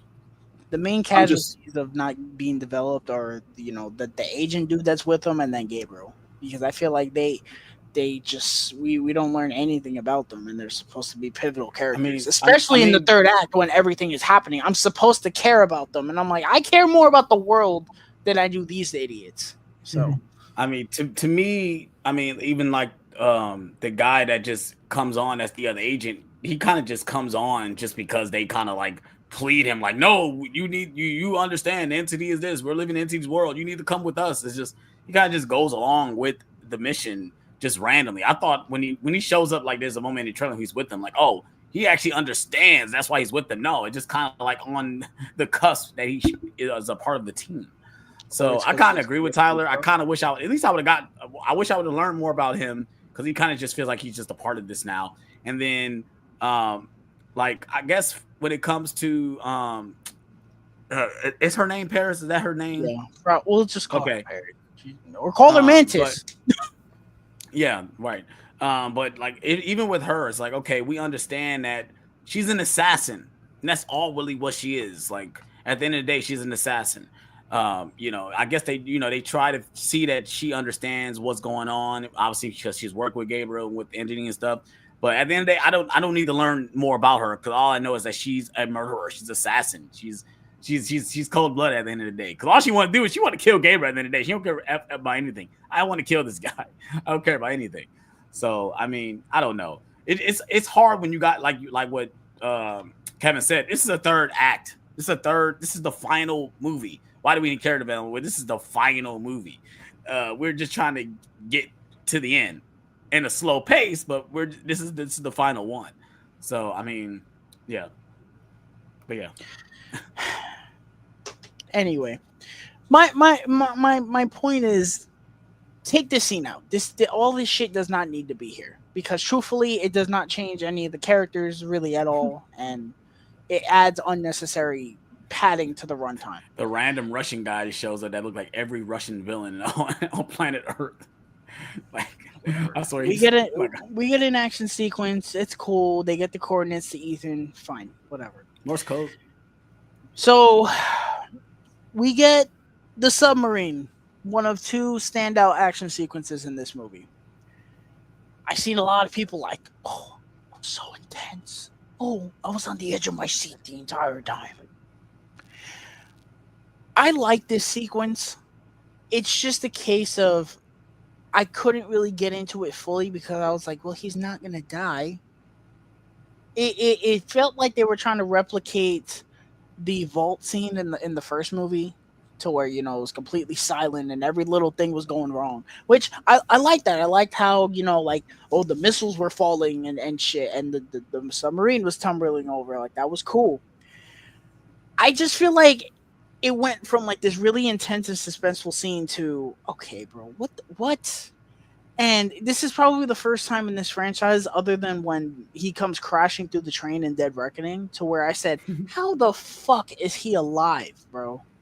And I didn't say it in a way of like, wow, what a scene. Man, I don't know how he survived that. I said it as if it was stupid that he was alive. Because they emphasize so much with this suit that he has, like, oh, it's gonna keep you alive, but like it'll barely keep you alive, but it's gonna keep you Right. alive. And then by the end of the sequence, he's basically butt ass naked, Yeah, he doesn't even have the suit on.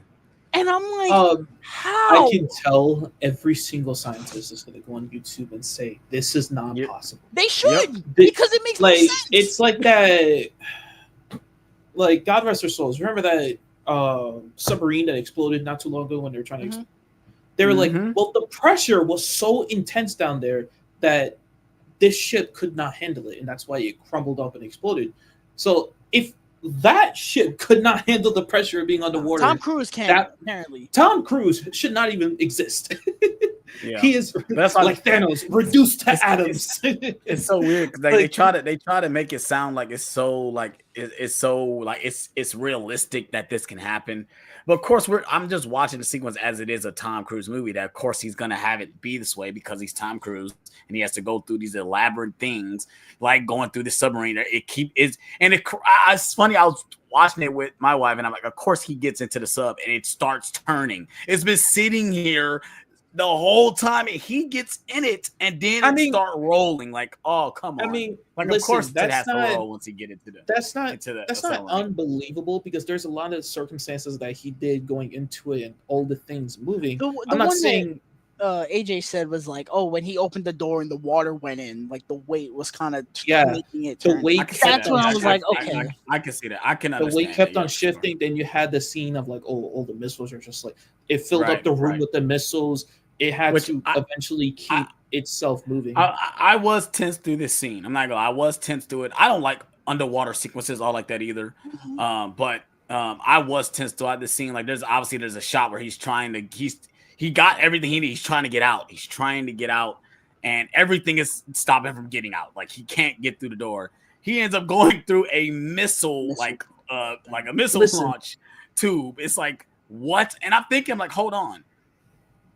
What if the thing gets submerged in water? What are you gonna do? And that's exactly what happens. It starts getting submerged with water. I'm like, okay, now I'm getting a little claustrophobic here. How are you gonna get out? He eventually gets out, but I mean, to the point where he doesn't have the suit on. I'm like, oh yeah, he's done. Like, he's done. That's the thing I didn't. That's the thing I didn't get, right? Because the whole scene itself was really cool, and I liked how he was like learning, trying to figure it out on the fly, right? How to get out. And I liked the idea of he had to go through the missile, the turret shot, right? And he had to like get through the hole. Then he gets stuck, and I'm just like, okay, how are you gonna get out of this? And then he's like, all right, fuck the suit. I'm like, what? Why? Yeah, that You was waste to such- me. That was the at that- point where I checked out. I was like, Well. what? First he takes the thing off because he can't fit it through, so he puts the little backpack thing through it first, Yeah. and then he like pushes it out at the time, and he Which I tries to was save fine with. He tries to save it, problem but then of course it gets caught on the submarine. He has to let it go. Yeah, the problem is that, again, like Tyler said, there was a lot of emphasis on the safety of that suit. Not just of like the suit is the reason why his body is not like a fucking peanut right now, and being that submerged underwater with the amount of pressure it holds. Especially how But cold it the water also is. didn't. Yeah, it also didn't hold that much oxygen, so he had to really be careful with his breathing. And I'm just like, okay, well, this is standard like intensely pressurized water, like that was it, like 500 feet underwater or something like that. So I'm just like, okay, that's the importance of the suit. So why did he take it all off as he was coming back up? Obviously, circumstances, like that's why. Okay, he had to take out the suit out because he had to shove the thing inwards. Fine, Right. but then he's forcibly removing the gas thing, the oxygen tank. I'm just like, well, again, then what was the point of emphasizing the safety of the suit if you're going to take it all off anyway? In the exact scenario that you are going to die if this was real life. It was at that point I'm just like, okay, Tom Cruise, I believe that you were traversing the ship underwater. As soon as you got off the ship, this was like at some 10-foot pool that you were doing this at. You were not doing this on an ocean. Okay, if you're doing this on an ocean, we are hearing news of you dying. Okay, Right, for sure. Tom Cruise stunts finally got to him. Like I said, this was probably one of the goofiest action sequences in the franchise to me. I was just at a point I was like, I can't take this seriously anymore because I don't believe it's like I can believe him going into a vault underwater and holding his breath for what was like 5 minutes. I can believe that 3 minutes. but you're telling me, yeah, he went to near the bottom of the ocean in one of the coldest parts of the world. Right. And basically got butt ass naked and floated to the top. And sure, he passed out. But come on, bro. Give me a break. This was the part where I was just like, no, this is ridiculous. You know, and that's not what this franchise is. That's why it's like, yeah, sure. Was some of the sequence great? Absolutely. But like the actual ending of it, I was just kind of like, I don't like that. That's dumb. Yep. But I think there is a level. No, go ahead. Sorry, just to end it off there. There is a level of unsafetyness even for his standards, where it's just like unlike everything else, where just like, all right, something goes wrong, there's usually like a safety precaution there. There's not a safety precaution you can hold as far as like when the submarine sinks, because number one, if he does not get out of that ship in time, he's dead. For sure. If I remember from the Titanic, when you're that close to a ship that is sinking like that at such a high pace, he's not surviving. The pressure alone is taking you down. The pressure alone is taking him out. But let's say the pressure doesn't take him out. That ship going down with him so close to it, the ship's taking him down with it. Like, yes, it is. Like, to make it realistic, you have to escape the ship in a safe distance before that ship even falls off. That's why as soon as the ship falls out, I'm just like, all right. So clearly Tom is not there. Clearly Tom is nowhere near the ocean for this to have occurred. So, you know, again, he does really good with his stunts. We're going to talk about that plane stunt later. I just think that we didn't need to go super ultra unrealistic just to prove a point. Like, you're already going to space in the future in a movie that may or may not happen. Like, we get it. It's enough. We're good. Yeah, and then Ethan gets saved the only way any normal man would like to be saved on this planet, by Haley Atwell. Son of a bitch. Giving a lot of mouth to mouth. Yeah. And it's so weird because I'm like, oh, that's why it's so strange to me. It's like, is she a love interest? Is she not? Because I'm just waiting in that moment. I'm like, are they going to finally, like, is he going to kiss her? Because they're just laying so close to next to each other. They're just so close. It's like, at this point, she saved your life. Like, yeah, I love you at this point. You saved my life. I was dead. I was done. I was DUD. There was no way I should have made it. And he did. I did like the moment of the guy's wife just sitting there watching, like, hey, hi, I'm right here. I did like that little moment. That moment was funny. But yeah. Yeah, this scene went on a little too long too. They save him, and they're all in the plane back together, and this is where the movie finally finds its fucking footing. So we get, hey, you guessed it, more exposition. Oh boy. We gotta go to the Doomsday Vault. Oh boy, the Doomsday Vault. Jesus Christ. Oh, the dialogue in this movie sometimes. Basically, they gotta go to this vault in Africa, and that's where Ethan comes up with another reckless plan. But at this point, his reckless plans are like the most sane ones, to where they're like, yeah, we're gonna give him the entity. We're gonna give Gabriel the entity, and he's gonna connect to it, and then we're gonna be able to capture it. But it's all about timing in the blink of an eye, which I like. It adds the stakes, and he tells Grace like only you can do it because you're like the best with timing, which I liked. I like that it was a good callback to Dead Reckoning Part 1. So we get to South Africa and everybody's there. We get inside the vault and they separate for like 2 seconds and then they get back together. So Ethan and Gabriel meet up, and there's like this dude way up high, and he's got his finger on a thingy, and he's like, oh, he takes that finger off, and everything goes to shit.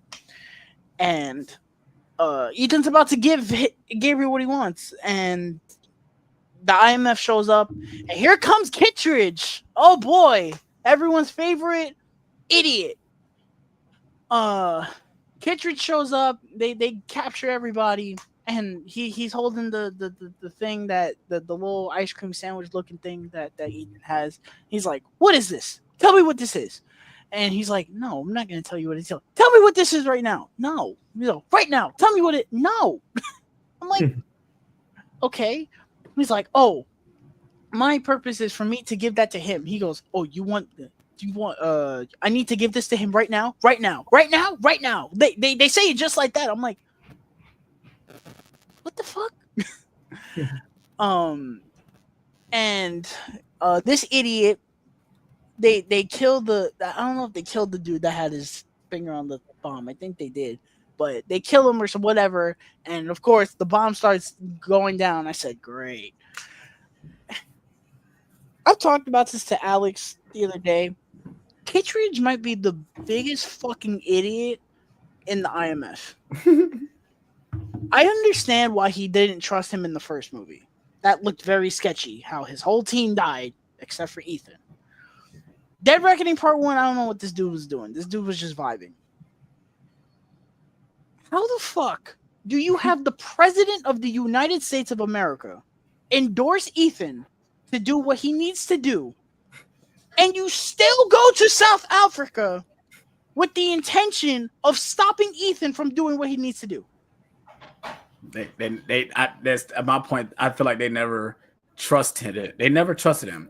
And which I said prior is like, he's done all these things and succeeded in all these things. So why are you guys still feel like this guy can't get the job done? This whole third act happens because of Kittredge. Literally because of Kittredge. If Kittredge did not show up and did not intervene, more than half of this would not happen. But we don't get the awesome plane sequence though. So I mean, we don't get this awesome plane sequence. So, before we get to the plane sequence, I want to say this about the whole plan itself.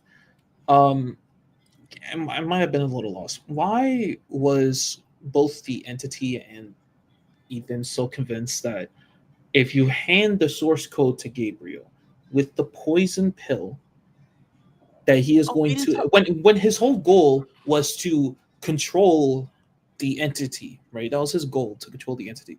Why would he willingly put the thing that may destroy the entity in the entity? Like the original plan had them banking on it until the whole sequence happens, and then Ethan does it himself. But like, why were they banking on Ethan doing it? I mean, not Ethan, Gabriel doing it. It felt weird to me. I was just like, he wants to control the entity. Why would he willingly put the entity in the position? I mean, I guess he doesn't know what it is. Gabriel. I mean, doesn't Gabriel know that he's gonna come with the source code? So it's just like, well, he knows it's the source code. It's funny that you mentioned the poison pill thing. I completely forgot about this. Yeah, we didn't even talk Mission about Impossible this. 3, huh? Yes, let's go. Let's talk about it. Come on, you already brought it up. They Talk about it. retconned Let's talk Mission about it. Impossible 3. Let's talk about it. No, they 'Cause- fucking did not retcon Mission Impossible 3. If anything, they made Mission Impossible 3 better than it already is. Yes. They made it more relevant. So- If people forgot about that movie, go watch it. It's a great Mission Impossible movie, guys. We finally got the answer to the almighty question. What is the rabbit's foot? Right.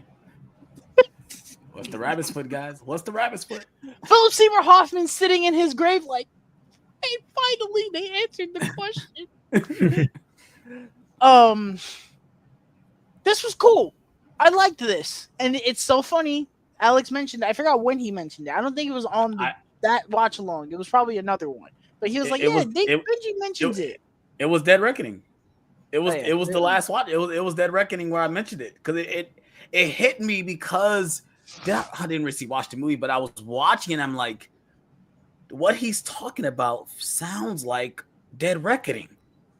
Because he said it talks about like a entity that can control everything. I guess that's what he says basically when Benji is explaining. And it actually sounds darker the way Benji is explaining in Mission Impossible 3 than what's actually happening. But basically he's talking about a thing like a virus that can basically have control of everything. And it's kind of like what AI is now. I feel like AI is controlling everything. But what it is basically what they say in the movie is that this is what the entity was. The entity was Rabbit's Foot. Ethan started this for something that he took. He basically created the entity. Yeah. And they say they're like, you didn't know what you were taking. Which, Right. I mean, figuratively and literally, he really did not know what he was taking. He thought it was a nuclear weapon. None of us knew. Which that begs the question, you know, it piques my interest. What was Owen Davian like? Did Davian even knew what it was?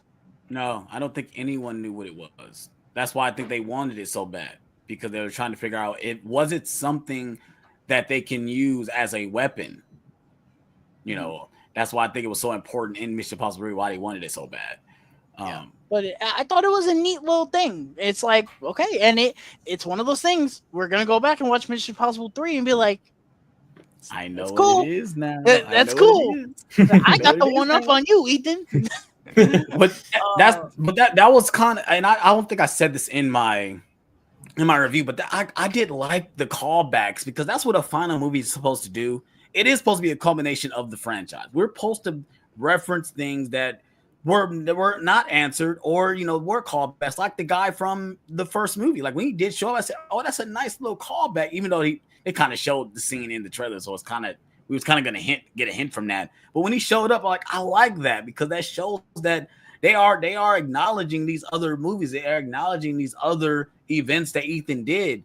Because each movie you can kind of watch on their own. They don't really reference each movie besides what I guess Rogue Nation and Fallout. You can watch those back to back. Those go in concurrently. But if you watch Mission Impossible 1, Mission Impossible 2 don't acknowledge anything from 1.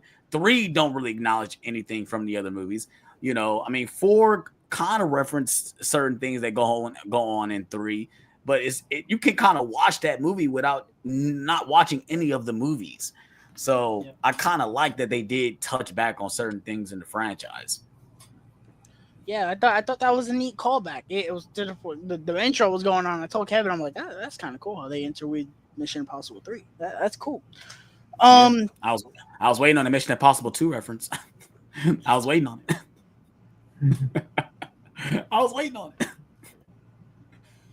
They're not going to launch that movie. They're not going to do it. Uh-oh.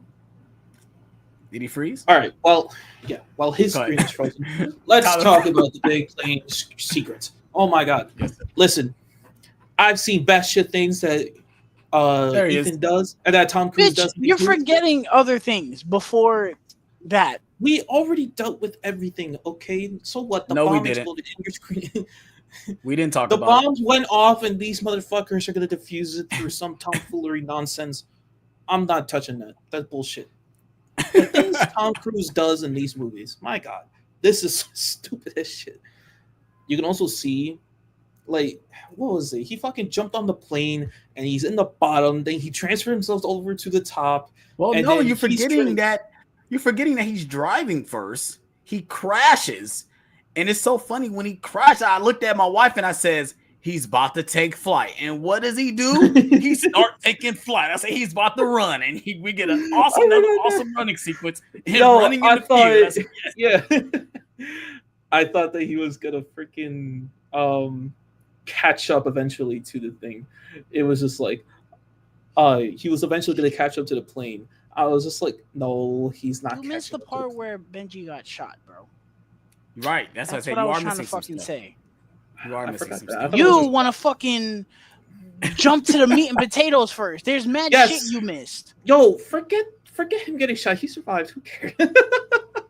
It's so Gabriel, Oh, so the third I was act kind of starts. I was kind of and upset with that. Fucking Gabriel, he's like, "Catch me if you can, Ethan." And I Yeah, was right. like, oh, He does kind of do that, though. No, bro. He said- I looked at he said- Kevin like, what was that? And that's like one of Tom many and Jerry, things he bro. does in the third act. I was just like, he's oh like my Jerry. God. He said- We he said, and I like he's how gonna follow me regardless because he's gonna want to get this. and I like it's how written. Ethan's like, shut up now, shut up. I was like, I don't know what that's gonna do now, but okay. So we get like a 2-minute car chase, but it was a cool car chase. The stunt was cool. How when they showed Ethan crashing and it was in the car and shit. And then they revealed that Benji got shot. So they all say like, oh, we're gonna go to the vault. We got to take Benji because he needs to help us and all this. So that leads us into the plane sequence, and we get this epic shot after the car crash. He runs off, and we get this epic shot of him running through like the fields. And our theater, the first time, fucking erupted when this started. We were like, let's fucking go. Like, this is it. This is the final Mission Impossible third act. Like, let's go, bro. This shit in IMAX was fucking out of this world bananas. This is what movie theaters are for, bro.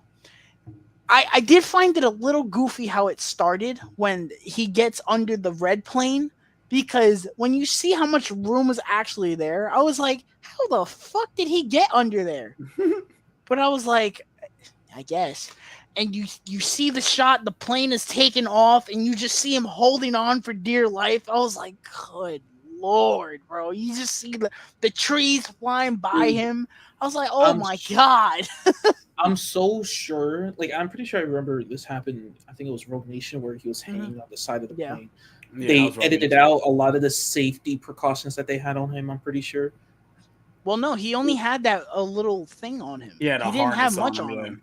No, he just had a harness holding him against the plane. There was still a safety there was still something like holding him on. God forbid anything happened.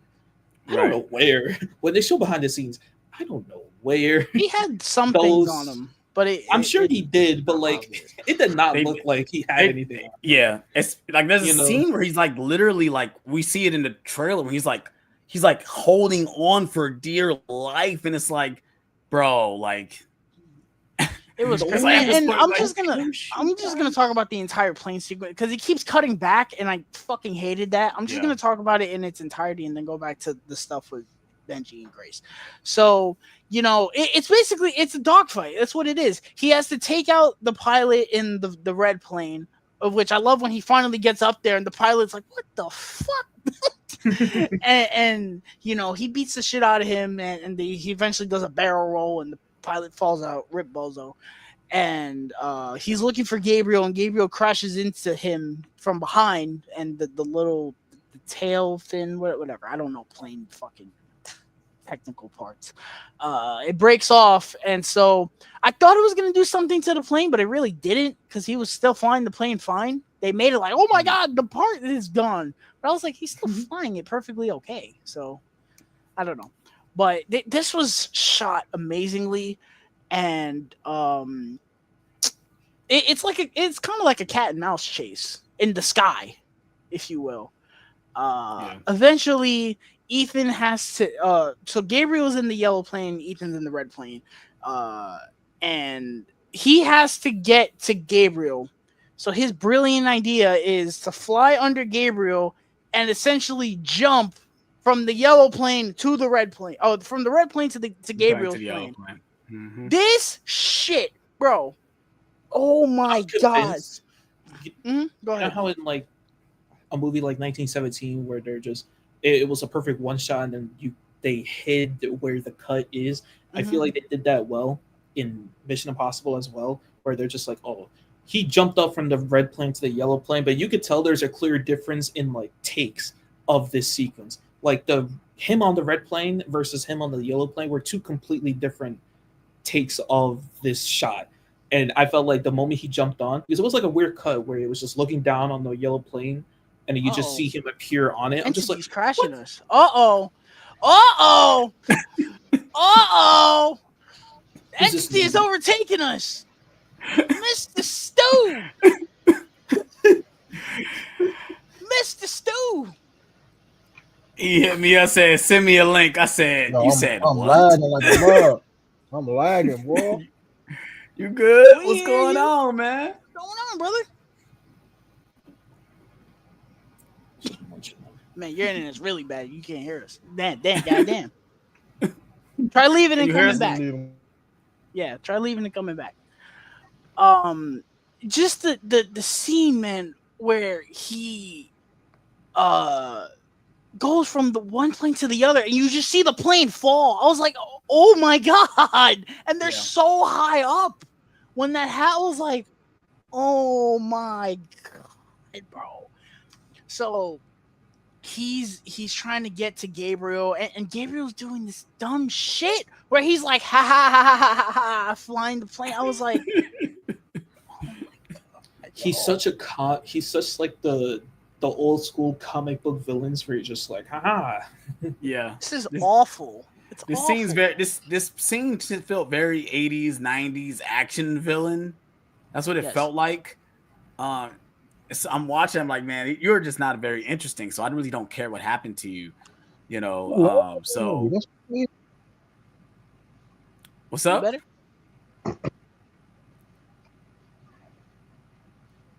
Uh-oh. The entity is overtaking Mr. Stew's internet. I said the entity is taking over your internet. Mr. Stew. Can you hear us? Can you hear us? The entity doesn't want John in the chat. I can hear y'all, but I don't. Like, it still say I'm backstage. Oh, no, I got you in the thing. You're here. That's crazy. Yeah, because we can hear you. They can hear you too. Oh, now it's there we go. Oh no, the entity said bounce. now it say you buffering. Hopefully, John can get his thing under control before the end. Yeah, I do. So Gabriel is trying to do everything he can to prevent from Ethan getting into. He does this fucking barrel roll, and Ethan like goes flying, and he's like hanging. Oh my god, yo! He's like they're in the air, and he's like dangling. I was just like, oh my lord. I might have forgotten if he actually did this, but there's a point where I was just like, dude, at one point, like, is he just going to like let go of the plane, just kind of like show suspension? It's just like, I can let go of it, grab it back. Right. That's what I thought he was gonna do. It felt like he was doing that, but there was a certain part where he was like holding down the plane or something like that with his foot or his leg or something. Like I was like, okay, like he's showing that he has some control. Yeah, I agree, Brian. He does need some help because the fact that he felt the need to do this and he got someone to approve him to do this because he has to go through a lot of safety guys to show that he can do the stuff. Like I said, there's a great interview with Matt Damon talking about he talks about what he wants to do about these scenes. And he said he had a safety guy told him he couldn't do it. So he fired him and got another safety guy so he can get it approved. Like, I could see him doing that, but it's so weird because most of this is his production. He's producing most of this stuff. Yeah. So you would think that he would get things approved, but he's done crazier things like climb on a fucking tallest building in the world. So it's like, come on. But this whole scene is crazy. Nuts. But eventually, I mean, just quickly, I think it's easier to get a permission to climb the building, considering that there's a good chance you can hide the very obvious big Wires. soft landing on the soft landing at the bottom of the building. God forbid he falls off.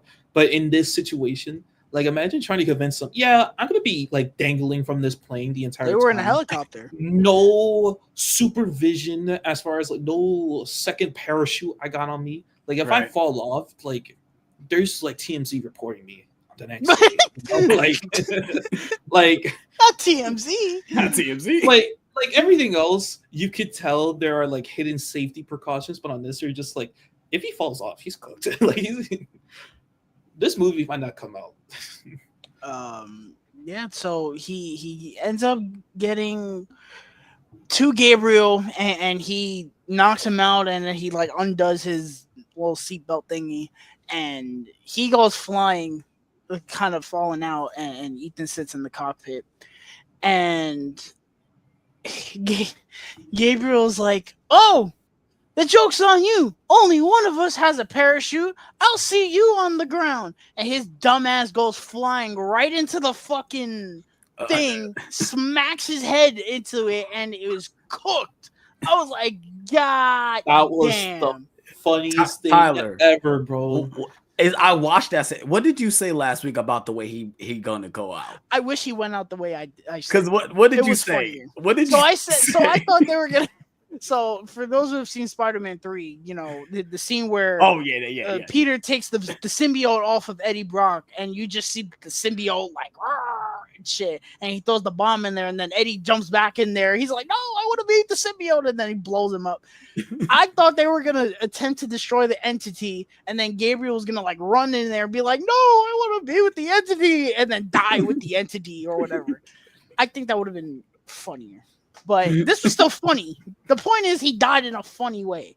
This was hilarious. I thought the propeller was going to cook him. I thought he was going to get cooked by a propeller. That's what I thought too. I was like, oh, yeah, they're going to first Avenger his ass. Let's go. Yes, that's what I thought. Yep. But yeah, that's like the end of that portion. And then that kind of ties back to the end. So we'll go back to the Benji and company. So Benji's like, I think his like lung was collapsing or something. So they have Paris operate on him to where like they stick a pen in him, and that's how he's getting oxygen, which I was like, oh, that's practical. And they're basically they do the same thing from like Fallout to where like, oh, we're gonna cut the wires at this time, and they're like, oh, are you sure you want to cut it that close? Yeah, we're gonna cut it that close. And they're all waiting for Ethan. So it's actually a lot like Fallout because they have to wait for Ethan to put these two things together, and then they can cut the wires. So Ethan jumps out of the plane, and his parachute goes up, but then it fucking obliterates in fire. Yeah. Which I don't know how that happened. I mean, I don't. If someone could explain how that happened, fine. I'm not sure how that happened because I'm watching. I said, I thought he was cooked.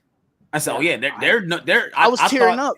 I thought he was done. Spoiler alert! If you guys have not seen No Time to Die, but I thought he was gonna be like James Bond in No Time to Die. Like I thought that was it for him. Like he's gonna go out like this. He's gonna make sure this is done. He doesn't care if he dies.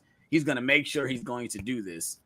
Because you're right, it did just burst into flame. I gasped, like, oh, I didn't expect that to happen. I thought he was just gonna be able to, soar down and get the job done. But no, like shit, he's hurtling to the ground all the way that high. He's done. I was tearing up. I was like, oh man, this is it. They're gonna do it, and I would have been fine with it. He went out saving the world. I would have been perfectly fine with this. For sure. But he gets the thing, and I like how we don't see him do it, but we see the little light go up, and she goes, see the green Ethan. light. And she cuts and fast. I feel like time stopped in the theater when we saw it. I feel like both me and Kevin were like, oh, we're like, they fucking do. We were like, is it Beyonce in that meme where she sits up, like, that's what I felt like. But she got it. She got the entity. You see it glowing in this like what was it, like 30 terabyte thing? Yeah. Well, first the power gets knocked out. Like somehow all the power gets knocked out all over the world, and everyone's looking like, "Oh my god, what happened? What happened? What happened?" And then you see the glow of the entity inside of the thing. And the power just comes out. I didn't talk about all the shit with Angela Bassett and them and their that shit was beyond stupid. So I didn't even mention it. I thought it was nonsense, that entire sequence that they were going to bomb the city. Yeah, it's so It's weird dumb. because they talked about, hey, we're going to launch because we only want to have control of our missiles, so we're going to launch. And then they talked about sacrificing one city, and they didn't never mention what city it was. It's weird. Like I don't Oh, understand. yo, what city do you think it was? Los Angeles. I thought it was New York. No, I, It's New crazy. York. Because they were just like, oh, you have to balance like all the economic impact versus what's gonna happen. If Yeah. that was their logic, I think Miami would have been the easy choice. Yeah, I mean That's the thing that could cripple the U.S. economy for some time, but also not like devastate them. yeah. New But York if would you, actually New York would cripple it. Yeah, you're right. New York, Wall Los Street. Angeles would like Because cripple Wall it. Street. Because Wall But Street. You're right. I just wish they would have told us, bro. It would have been funny. They were just like, just blow up Wyoming, bro. Like, who cares about that Yeah. state? I was like, it's like so stupid. They say Cleveland. Like Cleveland's always a butt of a joke for some. Son of a It's Cleveland. bitch. It's Cleveland. Yo. It's Cleveland. just Ohio just be like Ohio. Just go ahead and bomb Ohio. It's okay. Honestly, It's okay. We're okay. another easy city, fucking Dallas. Yeah. Just bomb Dallas. That would have been funny. Go ahead. This is funny. But they end up not doing it. They end up not doing it because they just can't do it. But then we get this random guy, I guess, just start shooting because I guess he's another entity lover or something like that. Just started randomly shooting, and then I can't think of the guy's name, but the general he dies. He dies. Nick Offerman. He dies saving the president, which I thought was a nice moment. But yeah, then we find out the entity dude does take over the bomb, so that's why this whole thing is in disarray because now the entity have all the nukes, and it won't launch until it gets into the room because that's where it's safest. So that's why they're doing the whole take the thing off the entity. They're trying to trap the entity in a little megabyte thing. But yeah, go ahead, Tyler. So they reveal that Ethan's still alive. And which I thought it was great that he was still alive, but again, I would have been fine with him dying. So they also play Luther's message that he left for him in the beginning of the movie, which I thought was sweet. I forgot what they said specifically, but it was a nice little message thing. Well, he first says, like, if you're listening to this, that means you got the job done, which I knew you were going to get the job done. So we come back to them all rendezvousing afterwards, and Grace gives him the entity because that's a callback to the earlier in the movie where Ethan was like, "Oh, like, would you trust? Like, who would you trust to undo everything the entity did?" And she was like, "You, obviously." Mm-hmm. So they give him the entity, and they all go their separate ways, and the movie ends. And this was a little underwhelming for me because it didn't feel like the final Mission Impossible movie. It felt like the end. It felt like you compare this. It felt like the same ending as Ghost Protocol. I was just about to say it felt like they didn't go. It did because it felt like, even though they didn't like get presented missions, it didn't feel like nobody retired. It felt like everyone just, of course, went on their separate ways because the mission is done. So it's. I said that's why in my review I said, does it feel final? It really doesn't. He's not lagging. See if he's lagging. Mr. Stu, can you hear us? Third time is the charm. Nope, he's still lagging. Damn, as soon as y'all added me, I started lagging. That's crazy. Damn, bro. We can't hear you though. Can you hear us? It looks fine. Yeah. They don't want me to be great, y'all. They don't want me to be great. What internet do you have? Can you hear us? Nope, he's still lagging because he can't hear us. Well, I'll just say this. I liked the movie. I didn't love it, but I liked it. It was messy in the first 30 minutes. Yo, trying to get his point out, and then just like, nope. He started talking shit about the movie. The entity said, "No, get the fuck out of here, bro." Damn, Stu. Trying to get you back on Nerd Talk, and your internet is acting up. Well, if you guys didn't know, if you guys are listening, you guys watching, one of the original founders of Nerd Talk tried to join us real quick to give his thoughts on Mission Impossible. This internet is not acting right now, but damn, man, I tried to get him in there. Oh shit, that's hilarious. I'm about to FaceTime. That's what I'm about to do. We about to get him on here. I'm about to fate. We're gonna do it this way. We're gonna FaceTime him. Yeah, the movie it didn't have a final ending to me, and that's kind of why I was like, I don't want this to be the last one because I'm like, it doesn't feel like the last one. Yeah. But I don't know, man. He's trying to join back. Let's see if it's going to work. I don't know, man. Oh shit. Oh. Hey. Is it good? Are you good? Can you hear us now? Yeah. Speak your speak before you get kicked out. Speak before you get kicked out. Loud and clear, sir. Y'all can hear me? Yes. Yeah. Right. Can you hear us? Yeah, I can hear y'all. Okay. I can always hear y'all. I didn't know if y'all could hear me. Yeah, you was talking straight through the whole thing. You got kicked out once you said it was messy in the 30 minutes, then just kicked you out. Yeah, it was that first 30 minutes was rough, man. I didn't know what the hell was going on, bro. Yo, for sure. I agree. I think everyone has the same initial reaction to this movie. Everyone went into it with it was just so much exposition where like I felt like we were just moving from place to place to place to place without explanation of where we were going. That was one of my main issues with how the story was going. Because like I said, we got to them meeting up with Luther, then we got to the gala, then they get captured. No, first they get what's her name out of jail, then we move to this. It's like we were just going just so many different places. I'm like, okay, like this is not how a Mission Impossible movie starts. Like this is not how it starts. Yeah. Yeah, it was like they was playing catch up and they didn't really have to do that. Mm-hmm. No. They're playing catch up, but also showing us flashbacks of everything that happened within the last movie. Like, we didn't even talk about that. They show so many like we know what happened in the last movie. Yeah. They show when Gabriel betrayed his old girl. They showed that again. Like we need to see that. Brother, they showed that shit like 6 times, and we never found out who that girl was. Yeah, we never got conclusion of what that situation was that Ethan, and we obviously found out it's before Ethan joined IMF. That's the reason why he joined IMF, but we don't know what that scenario was about. We probably will never know unless they, like I said, the Gabriel character is DUD, so they're not gonna go back to that storyline. But yeah, man. Yeah.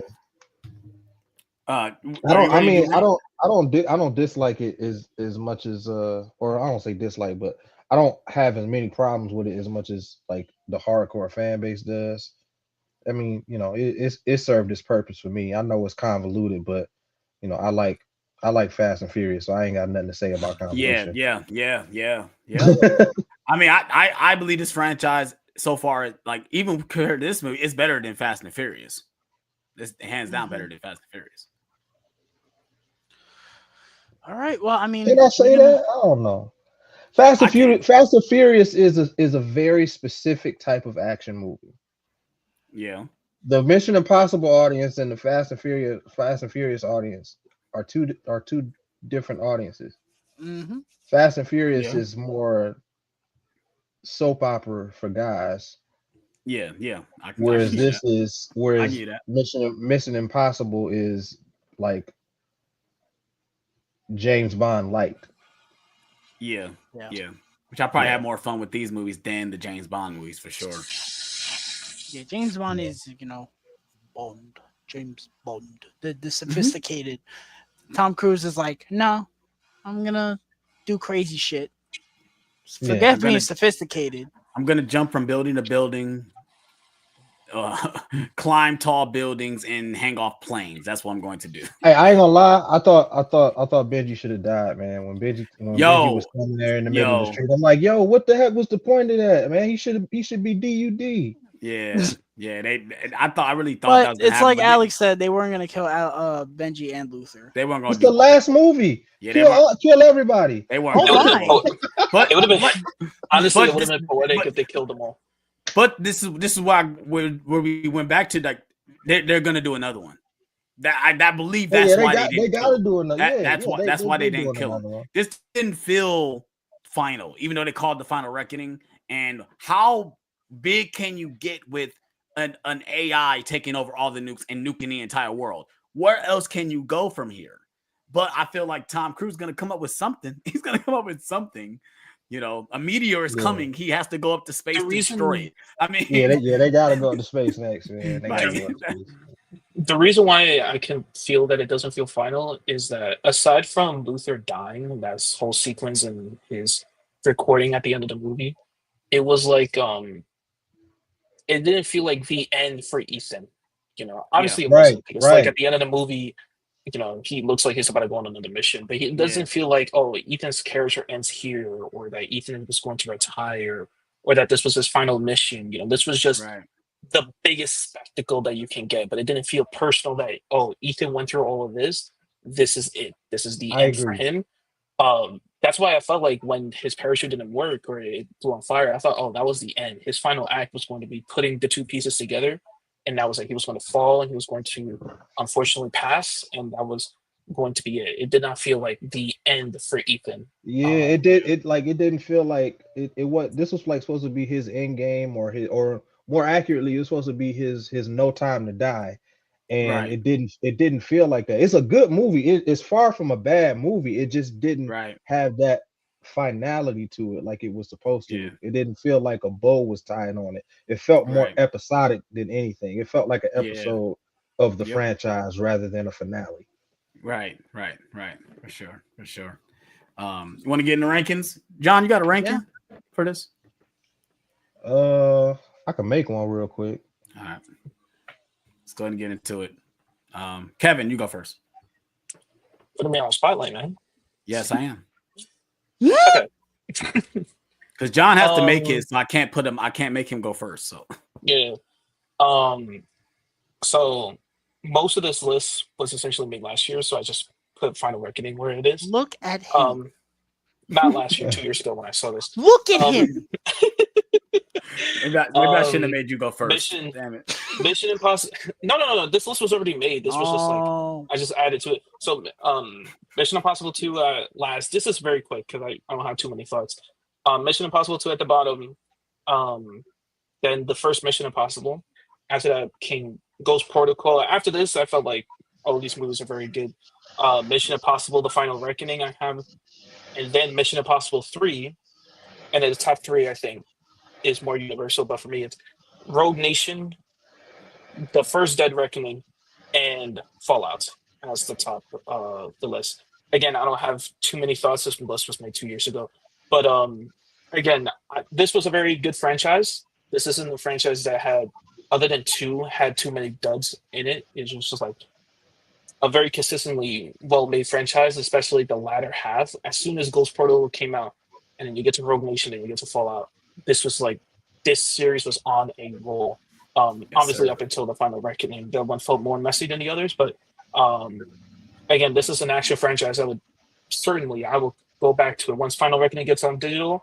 I will be fully locked in rewatching this franchise because this was a really great franchise. look at him. We're watching the franchise after the last movie comes out, not Right. before. Right. Nice. John, go ahead, man. Since you ain't been on the Um, line, you go next. hold on one second. Yeah, hold on one second.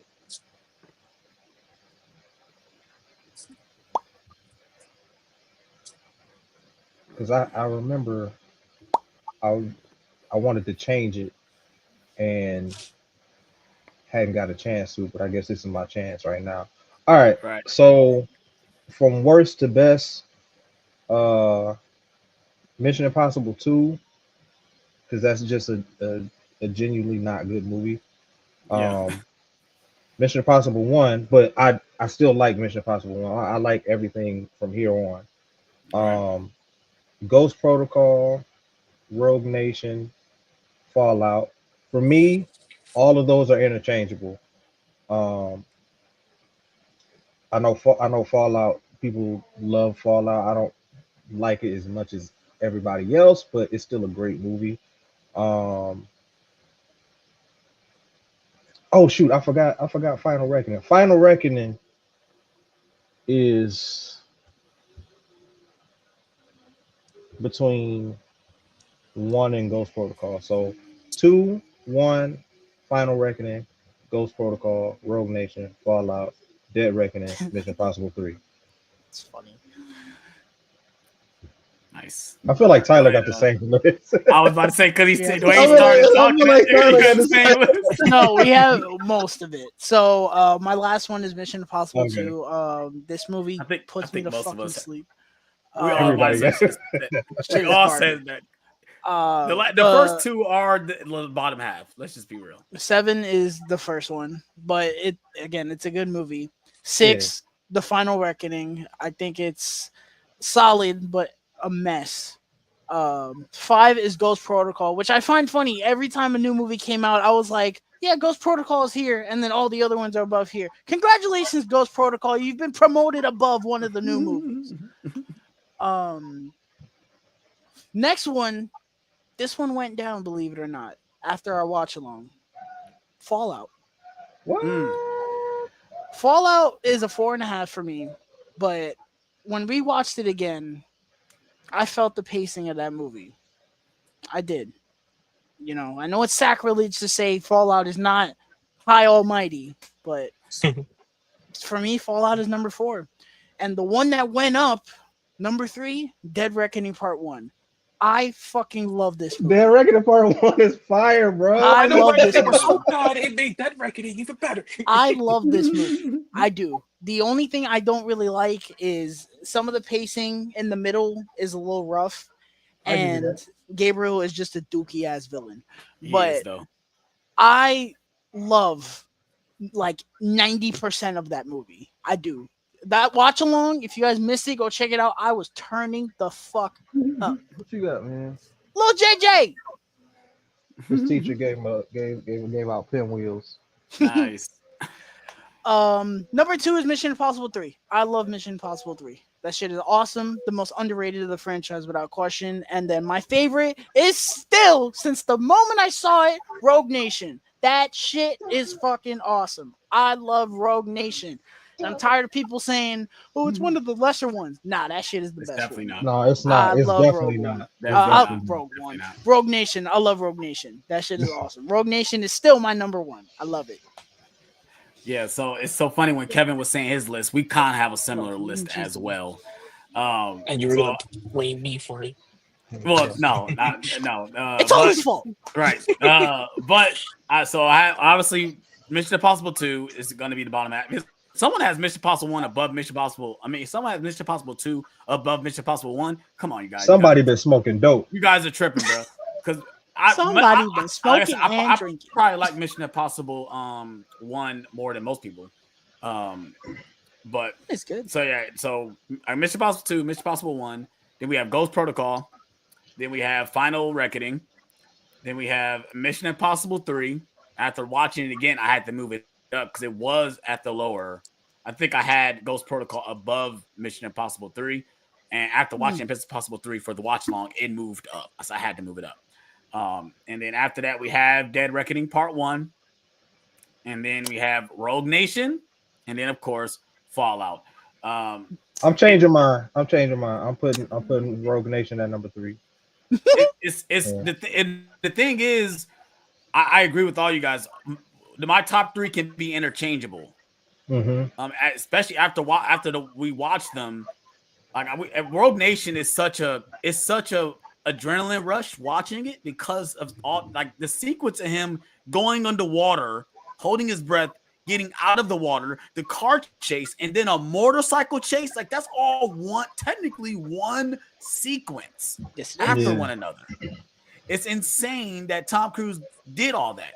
Which once he has to be brought back to life and then drive a car. So it's like it's insane that he did all that. So yeah, the one thing I have to give credit to this franchise is that the first 3, you could tell they were trying to find their footing and what it wanted to be. Mission Impossible 3 kind of set that tone because J.J. Abrams did it, and he stayed on as a producer throughout most of the films up until Fallout. So his DNA was thriving into the movies. It's just that Ghost Protocol kind of set that boundary of him doing the impossible and making that the highlight of it. Him doing these incredible things that seem unnatural for a human being to do. So the way I see it, like, so Mission Impossible 3 is to me the equivalent Fast and Furious 4, and then Yes. I agree. after that, Ghost Protocol is the the Fast Five. yeah that you so like Mission Impossible 3 is responsible for changing the franchise and doing something different, and then all the rest of them, like that's when the franchise like finally finds its footing and knows exactly what it is. Because there's a decent gap between 3 and Ghost Protocol. So I think 3 came out Yeah, 2006. Ghost Protocol came out what 2010, 2011. 2010, 10 or 11, one of those times. I know it's like a five-year gap 11. between the movies. 11. 11, Okay. okay. So yeah, it's like a 5 to 6 year gap between the movies. So it's so funny because I still remember when I seen the trailer for Mission Impossible. When I was seeing, I'm Yeah. like, what is this? And I saw it was Tom Cruise. I'm like, okay, what is this? And then they say your mission is shoot sex. I'm like, oh, it's another Mission Impossible movie coming out. And I was just like, what? Like this is insane. Like they actually bringing this back. Because I think at this point, Tom was he was on his high. Like he was just now starting to become that guy. Like I think Tropic Thunder just came out. Well, I he don't had know if been that guy, but he was like yeah. on I mean, on the set like the second he was half of finally his coming. time. He was finally coming back because he had that Yeah, time period where he was like, people looked at him kind of weird. He had a yeah. very strange point of his life. We all know what it is. Him jumping on couches and doing weird stuff. So, but he kind of had his Tom Cruise renaissance where he was just doing all these things, and then after that was just movie after movie after movie. Because I don't care if nobody say he don't take a break. Like we could probably name every single movie came out every single year after that. Like it's insane that he has literally not stopped working like for the past 10, 15 years. He has, well, obviously for the past 30 years, but like ongoing with a movie every single year. Like it's insane. But yeah, that's our ranking, you guys. Let us know what you guys ranking of the Mission Impossible movies. What's the least? What's the best? We all know Mission Impossible 2 is the least. Just go ahead and start with Mission Impossible 2. That is the worst one of the franchise. It's definitely a guilty pleasure. We did not have fun watching it. We should definitely feel guilty. But somehow that stream got more views, I think, than most of them. So I don't know why people watched it because we didn't enjoy watching it on stream.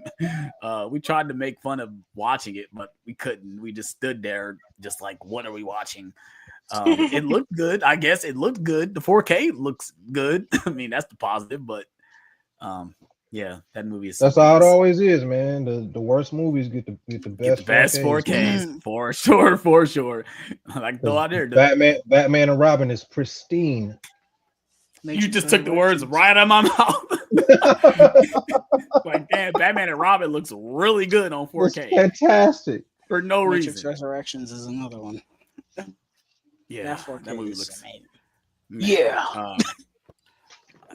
I'm thinking I'm back.